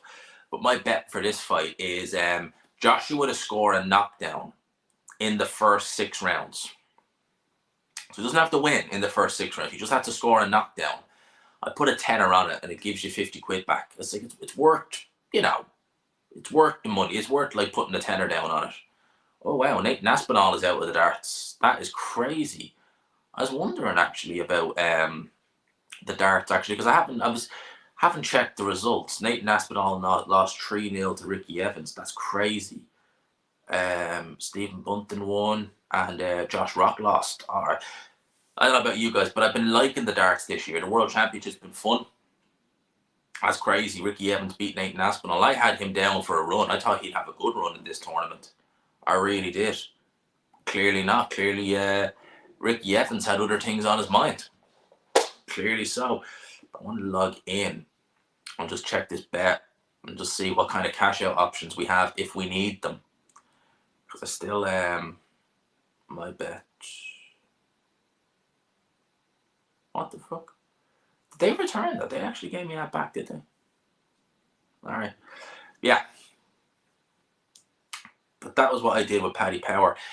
They're showing footage of the weigh-in, so I'm hoping that this is an indication that we are going to be good to go and that we are actually going to get this fight over the line, as in like they're going to get them out now in the next couple of minutes. I would hope, because honestly, like I am feeling flipping. Your boy is feeling it. I'm feeling tired now, lads. I'm not gonna lie. I want to just get these other videos recorded before the end of the thing and just be like, right, we good. Let's get going tomorrow. Let's get the videos going, and yeah, it's going to be interesting. I think we're not too far away, judging by the fact that they're showing the weigh-in results, and they already looked fairly warmed up during the Wilder Parker fight. I would say we're getting this fight likely soon, hopefully anyway. And yeah, we get it likely, then we're good to go. We get to do the commentary. Part of me feels as though this is going to be a fairly run-of-the-mill win for Anthony Joshua. The more I'm getting into it, the more I'm thinking he's going to steamroll this guy. Could be wrong, but the more I'm thinking about, the more I'm like, he might get steamrolled. Will Otto Wallin might, never know. But it's going to be interesting. God forbid, could you imagine? Someone did say, could you imagine Parker and Wallin win?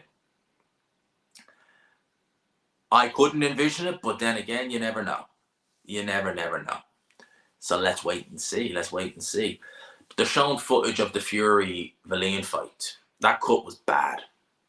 That was a bad little cut, wasn't it? Otto Wallin in his dressing room looks warmed up. He is ready to go. Please tell me that this is going to be good to go now. Nice and quick. Let's get these guys out there. He looks focused. He does. You know, you can tell with certain fighters by the ring walk what's going on. And to be fair to Otto Wallin, he just looks, you know, composed. Joshua in his ring attire. No, it looks like a robe. Like that thing he wears, it looks like a bathrobe that he's wearing. But he looks ready to go as well. Both guys look good. Both guys look primed. And yeah, I think this fight is going to be interesting. It's going to be interesting. I think we're going to see a bit of the old Joshua. I would assume. Looks like Eddie Hearn is backstage as well. Yeah, he is. So you would imagine we're not far off ring walks then. If Hearn's backstage, it's just a case of, right, let's get going. And unlike Fury and Ngannou, I would imagine that they won't have any concert to play. Oh yes, here we go. Tail of the tape. Yeah, we are ready to go. Oh lads, we are getting ready to go. Thank God. Tail of the tape. Only 1 year age gap. Only a half an inch in height. 4 inches in reach though in favour of Joshua. And nearly a stone the difference in weight. KO ratio. Joshua posted 79 KO ratio. Only a 50% for Otto Wallin. Not a noted puncher. And he's been in there with guys who have hit the deck several times in their career, but Wallin's not been able to put a dent in them. It is going to be an interesting one. It's going to be a very, very interesting fight. Some believe that, you know, Wallin has never shown any vulnerability as a fighter, but has he ever been in there with someone who hits as hard as Anthony Joshua? There it is, the question. Joshua, southpaws, yes, he beat Charles Martin, but that's Charles Martin. Against Alexander Usyk, struggled, was buzzed at times in the first fight. Fair to say, Usyk and Wallin, would they be on paper on par with punching power? Possibly. First fight under Ben Davison, how was he going to look? A lot of questions about both guys. It's going to be really interesting. Otto Wallin backstage looks okay to me.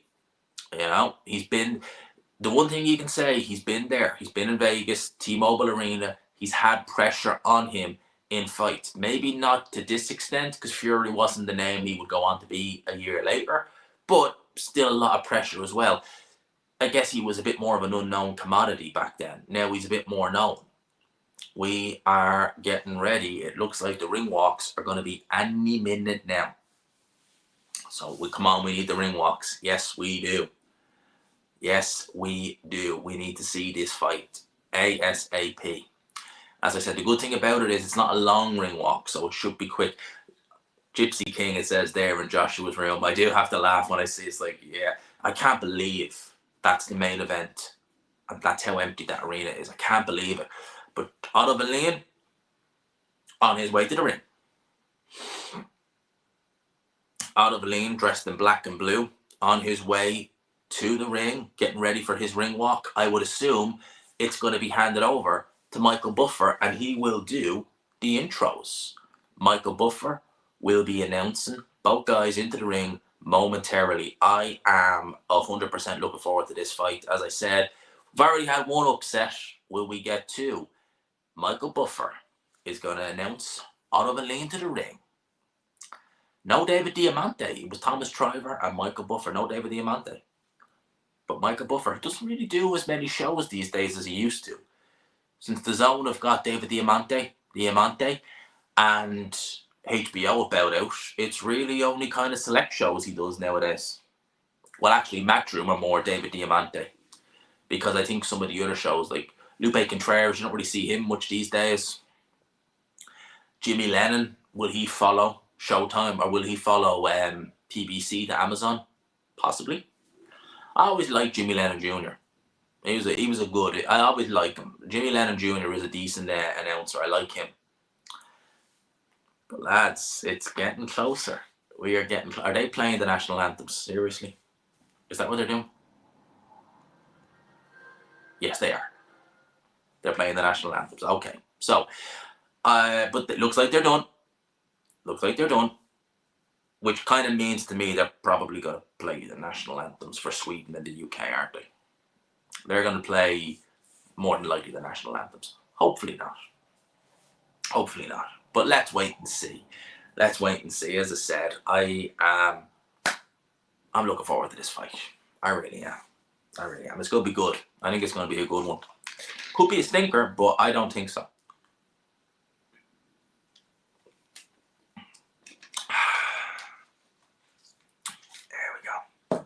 So, what are your thoughts, lads? Joshua stoppage, Wallin, what we think? Buffer, the corpse is doing the announcement. His Excellence is going to strut out like Vince McMahon. They need to play no chance in hell then. You know? Vince McMahon was at the Fury and Ngannou fight. He went with The Undertaker, didn't he? It was weird seeing Vince McMahon at something other than the WWE event. I don't. That's an entrance team you got to use, isn't it? If I was honestly, like, if I was maybe even, I wouldn't do it, probably not. But like some fighter, I'm sure should do it. Use a Vince McMahon team song, because that thing going to the ring would just get the crowd lit up. You know. But Otto Wallin making his way to the ring, and to be fair, as I said, he doesn't look overawed that much by the occasion, to be honest with you. From what I can see, he doesn't look particularly overawed. He looks just, whatever. He really does. From what I can see, he just looks whatever. So, I'm not really seeing any, major nerves or anything like that. I think he's seemingly okay. I say seemingly, because God only knows what might happen when the first bell goes. But Otto Wallin, on his way to the ring, let's see how he gets on. So it's going to be interesting. It's going to be an interesting one, I think. Otto Wallin can be messy. He can be tricky. And I think he will be. I think he's going to be very tricky in there at times. But I just don't think he's going to have anything to keep Joshua off if Joshua lets his shot go, which I think he will, certainly now that he's with Ben Davison and seems to have a bit between his teeth. That's what we'll probably see. But, God knows. Joshua obviously knows Wallin. He's sparred Wallin. He's beaten him in the amateurs. And that's going to give Joshua a great degree of certainty. And, Wallin, I think, is relying too much on Joshua maybe not being the fighter he was. Look, physically, I think Joshua's fine. I don't think there's any issue there. Mentally, don't rely on it too much, though. Rely on having your own game plan. Make sure that you know what you're doing. Don't just rely on someone maybe not being 100% with it. Have your flipping game plan ready to go. UK are tight, Saudi full of money. And then I'd love to know how much these guys. I'd say these guys are getting insane paydays. I'd say even Mark Demore got an insane payday. Not that he flipping deserved it for that performance, but yeah, I'd say they're getting insane paydays. They really are. I mean, we've seen a card shared with Joshua and Wilder. Like, can we make a tree? Would you? Oh yeah, I was gonna say two big upsets. Yeah, Arslanbek Makhmedov. I was thinking, I was like, that Dubois win wasn't an upset, but yeah, Arslanbek Makhmedov getting the win. Hey, look, I'm sure Frank Warren is delighted his guy won, because for me, if I was Frank Warren, I would be like winning on a stage like that in the way he did. Daniel Dubois, his stock is going to rise. I would say that the first thing Frank Warren is thinking, right, Joe Joyce rematch, get that win back, and we're good to go. You might never be able to beat Usyk, but at least you can get the win back against Joe Joyce. Because what the hell is Joe Joyce doing now? Nothing. This is a big fight for him. You could easily do it in the O2 or the OVO. Probably wouldn't chuck it on pay-per-view. I wouldn't. But ahead of a TNT card headline, easy work. Absolute easy work.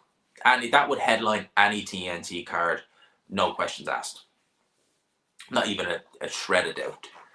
So Joshua on his way to the ring looks relaxed. He's done this before. He's done the stadiums. He's done the arenas. He's done this all before. This is going to be a good one, man. This is going to be a good one. I think this is going to be a good one, man. Where can I watch the boxing match? You can watch it on DAZN or TNT, but not on here. This is the watch along.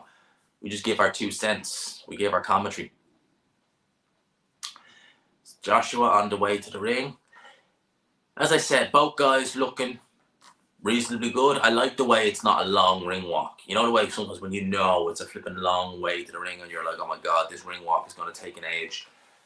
Hopefully, we just get this in. They won't do the thing, the national anthems, and we just go straight in. Boom, there it is. Frank Warren in there in the ring as well. Frank Warren's guy, Tyson Fury, is obviously fighting on February 17th next year. Will he have one eye on Anthony Joshua as a potential opponent if he wins? Even if he loses, because I think even win or lose for Tyson Fury, that Joshua fight will always be there. Win or lose, that Joshua fight is always going to be there, I think, for Tyson Fury. So, for both guys, really. So, there's always that fight. I don't know. I think before it's all said and done, we may very well see Joshua versus Fury. It might not be for a world title. It might just be a standalone fight. But I think before it's all said and done, you never know. We could one day see that fight. But Michael Buffer, I don't think he's doing the anthems.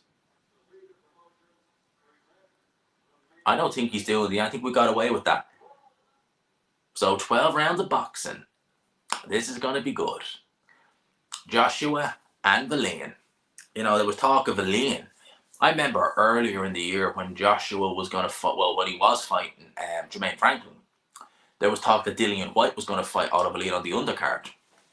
I remember Otto Wallin was meant to fight Dillian White 2 years ago in the O2. That fight never took place. Dillian White had a injury.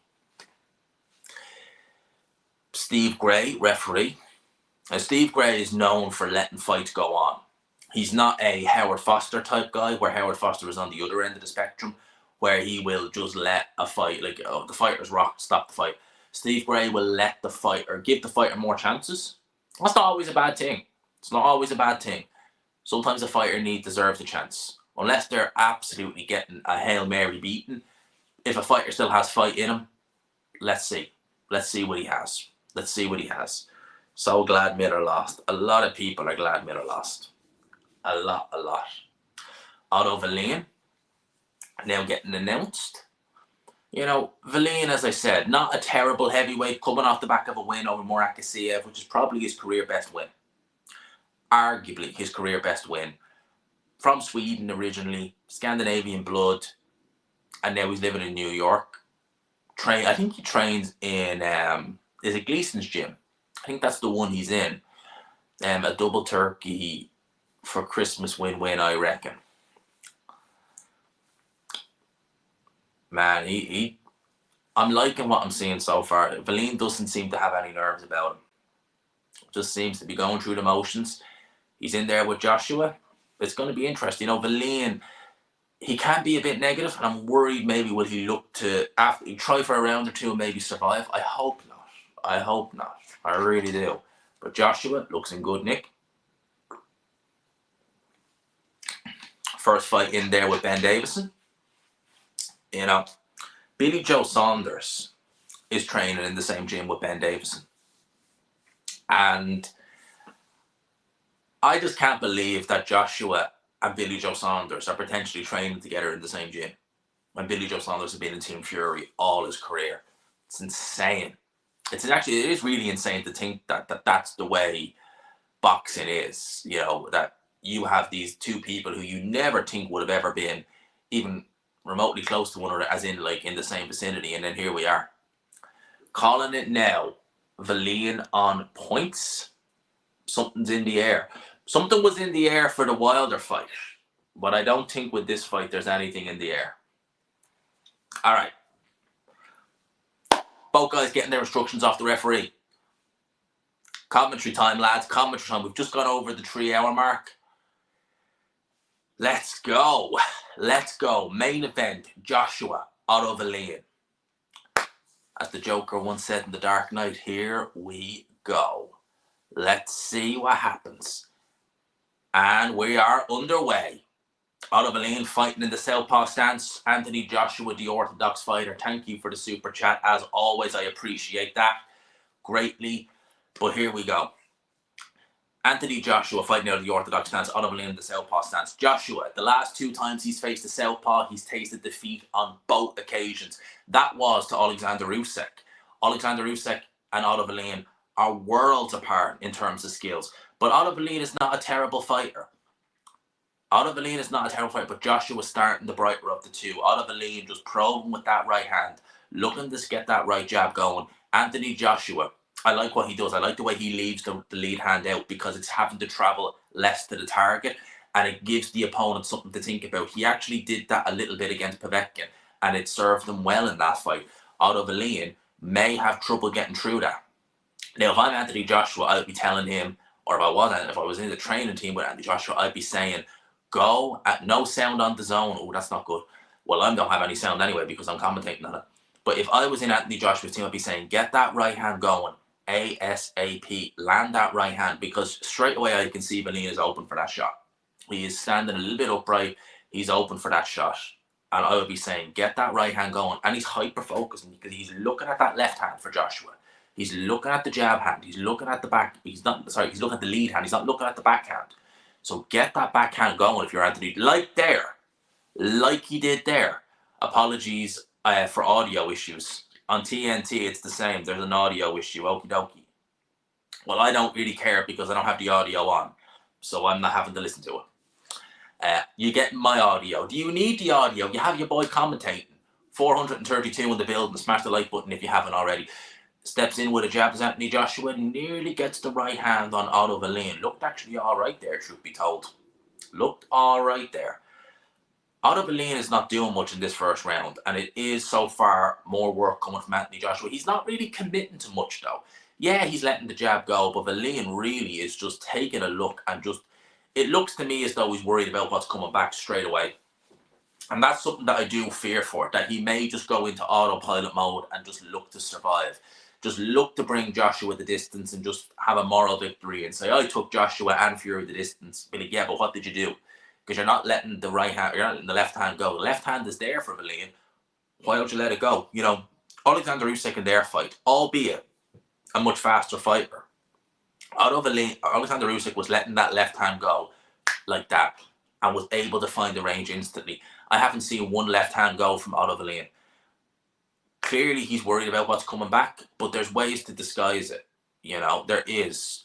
And Otto Wallin ain't even doing that. It's a good round for Anthony Joshua, although he does throw a little shot there to end the round, but that is an Anthony Joshua round in the bag for me.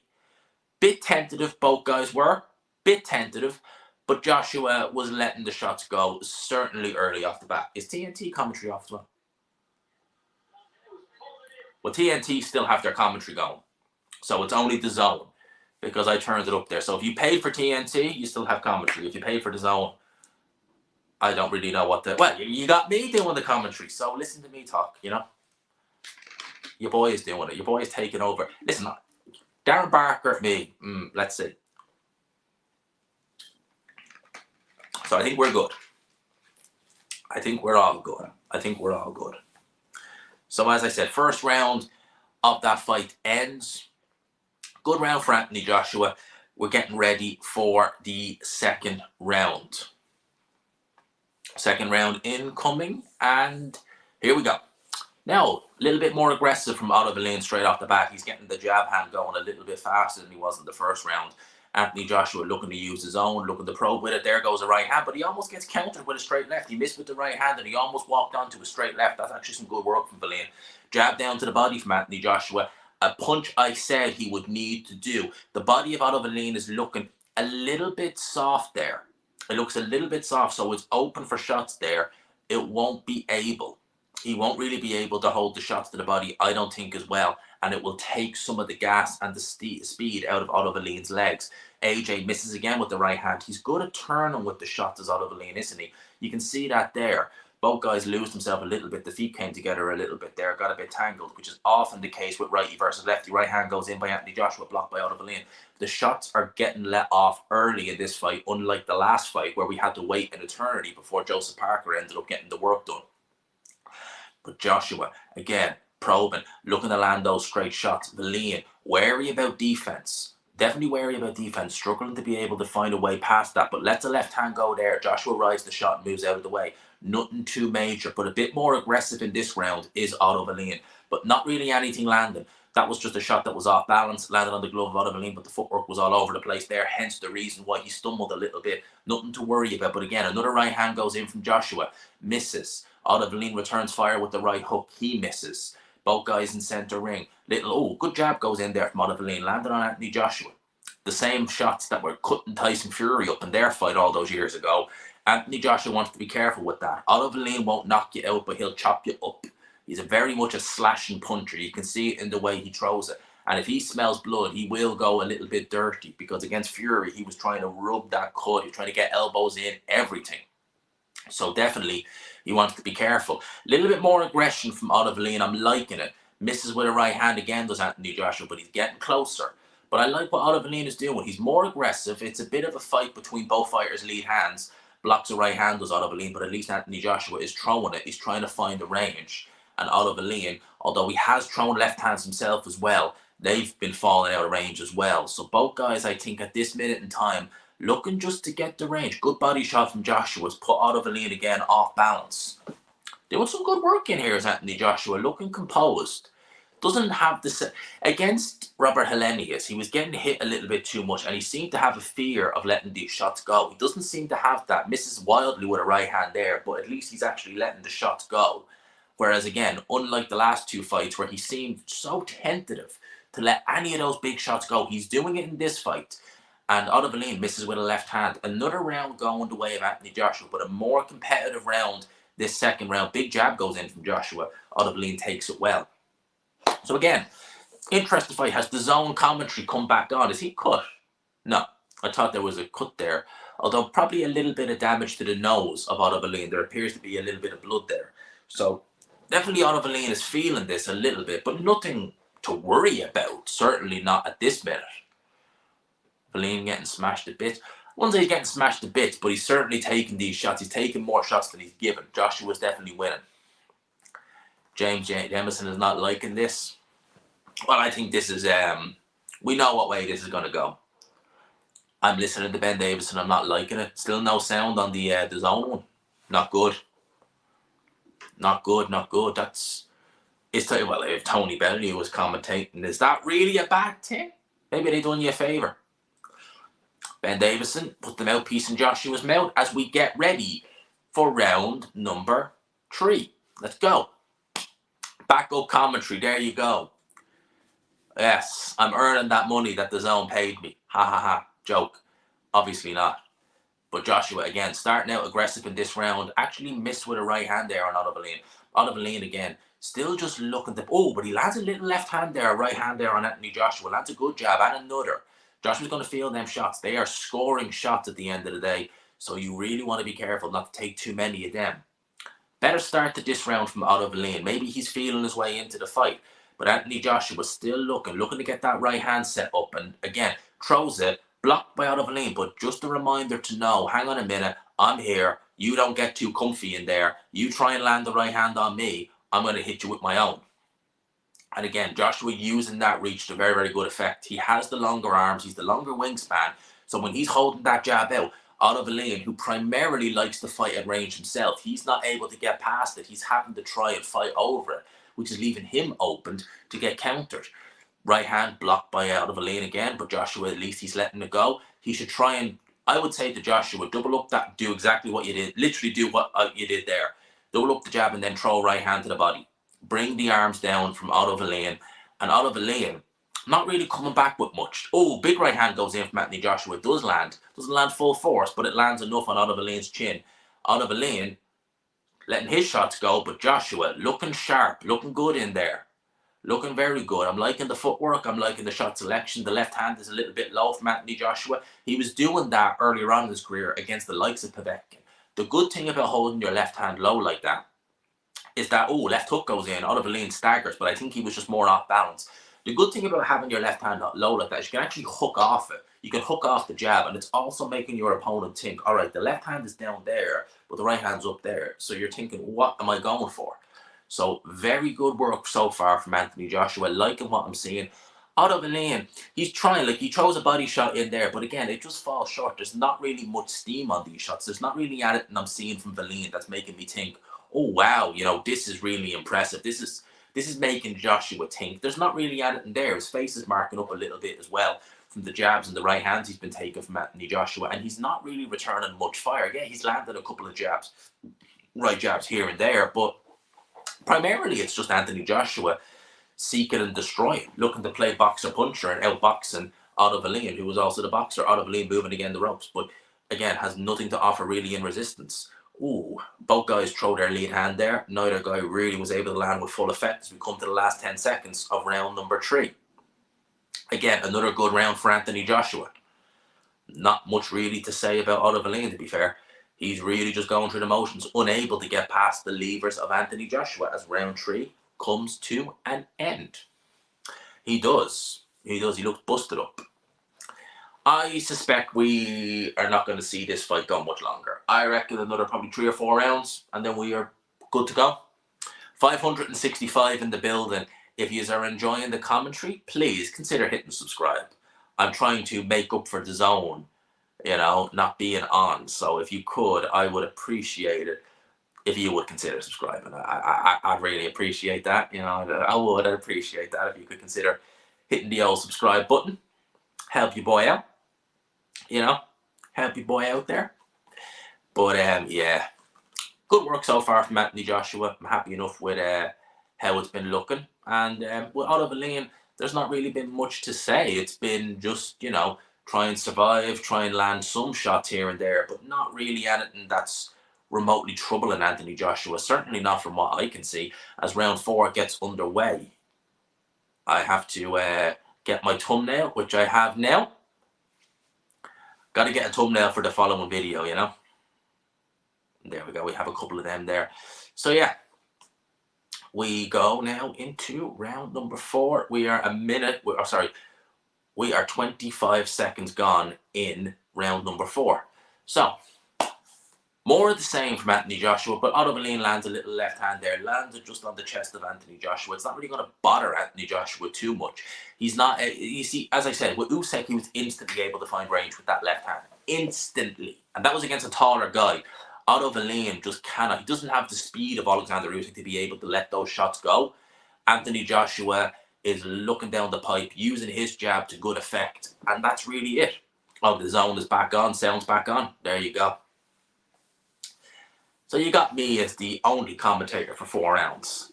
I'll take that. I'll take that. Oh, big right hand goes in from Joshua. I think Otto Wallin felt that. And Anthony Joshua knows that as well. So he's looking to get the pressure going. Otto Wallin just backtracking the whole way, moving up again the ropes, but not able to do anything. Not even really trying to force this fight. Joshua in seek and destroy mode. And looking good now, I have to say. I'm not seeing the same worrying signs. What's going on there? Oh, nothing major. Referee just called it. I'm not really seeing the worrying signs I was seeing in the last two fights. This looks a lot more clean, composed from Anthony Joshua. I'm happier more with what I'm seeing in this fight so far.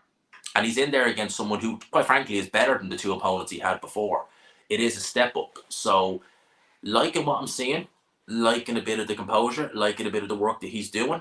I think he's doing a decent job in there. There's a minute and 10 seconds to go in the fourth round, and Joshua, for my money, is looking good. I think a knockout could potentially be on the cards. I know Wallin has always shown a pretty good shin, but saying that, is Joshua the biggest puncher he's ever faced? Well, he took a right hand there, and he didn't seem to be too affected by it.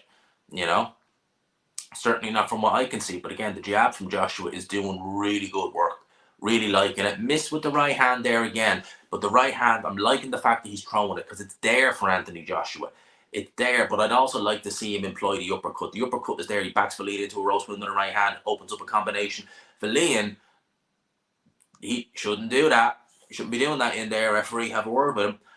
But again, good work from Anthony Joshua. The fight with Wilder may be in the dirt, but it doesn't mean he still can't have a good win and start 2024 off the back of a good 2023. They wanted 3 fights in this year, they've got them. And this is the hardest fight on paper of the lot of them. But could this be Anthony Joshua's most emphatic win yet of the lot of them? Well, it's looking that way. He's definitely getting to Otto Wallin. Otto Wallin's face is looking a bit marked up, although he lands a right hand there, or left hand there, sorry, to end the round. But you see around the bridge's nose, there's noticeably a bit of damage there. I mean, you can see that there. There's a little bit of damage on the bridge of the nose of Otto Wallin. So, yeah, I think that Joshua doing very well in there. If you haven't already, by the way, please hit subscribe. We are currently 83 subs off 15k. So if you haven't already, please do consider hitting subscribe. There's 400 of you in the build. There's surely some of you aren't subscribers, so please do hit subscribe if you haven't already. And there was that right hand. Didn't land clean from Anthony Joshua, it has to be said. Didn't land as flush as maybe it looked originally, but it still lands nonetheless. And it's doing damage. You see some blood on the bridge of the nose of Otto Wallin. So the shots that AJ is throwing, they're getting through. As we get ready to go into round number 5, it will be a clean sweep for Anthony Joshua thus far. And I would envision that we may see, if he steps on the gas a little bit more, which I think he will, as Richie Woodhall has Anthony Joshua winning every round. You can't even argue with that. Otto Wallin has really not been in the races. He's not been in this fight whatsoever. It just seems to me as though, look, I knew his level wasn't anything special. I'm just going to get rid of that real quick.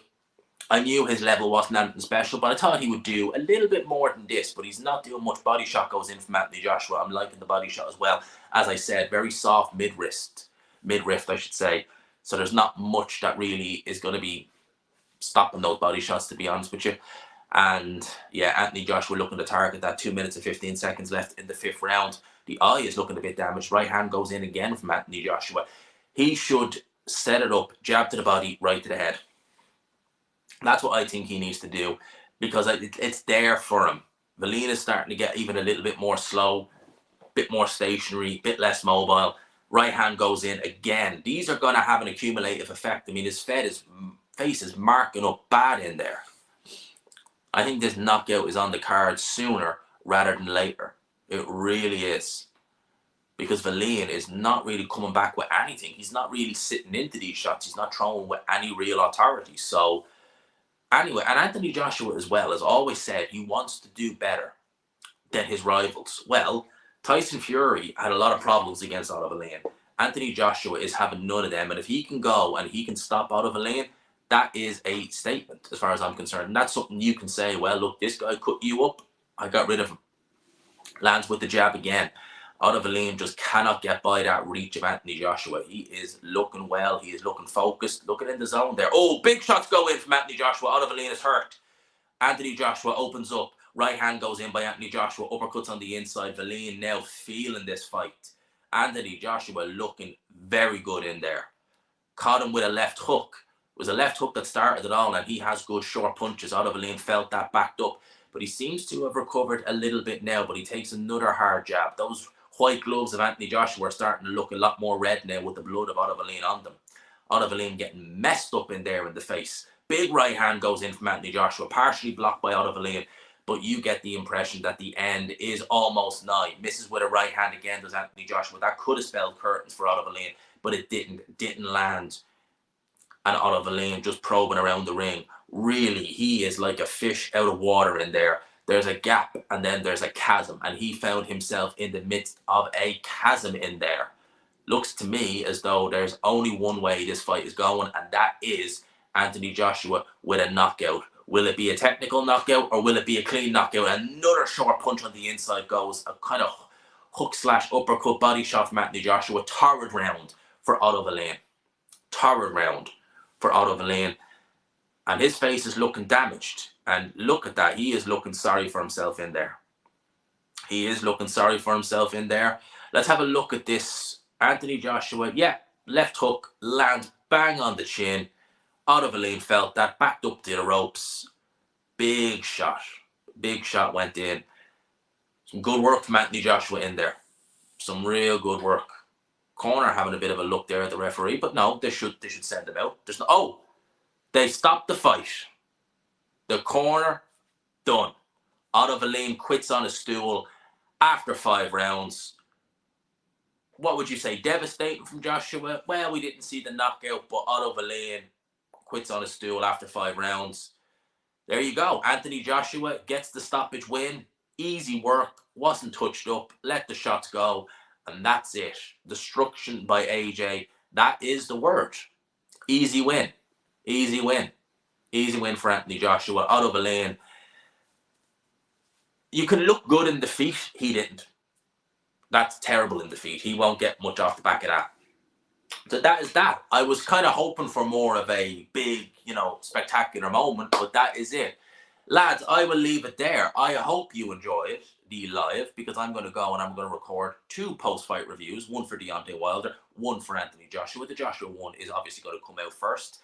There's still 500 of you guys in the building. If you haven't already, if you enjoyed the commentary, if you enjoyed the watch along, if you're new, please hit subscribe. I hope you all enjoyed it. Thank you to everyone who donated in this live, especially Adam with the 100 quid, which was absolutely flipping amazing. I still can't believe he gave me 100 quid. Thank you for that. Everyone else I appreciate is all in here. Smash the like button on the way out. Hit subscribe if you haven't already. We're trying to get 15k tonight. We're about 80 subs off it. Let's see if we can do it. I think we can. Shouldn't be a problem. But for now, I will leave you with that. Peace and love, people. Peace and love. I will chat to you in a wee bit.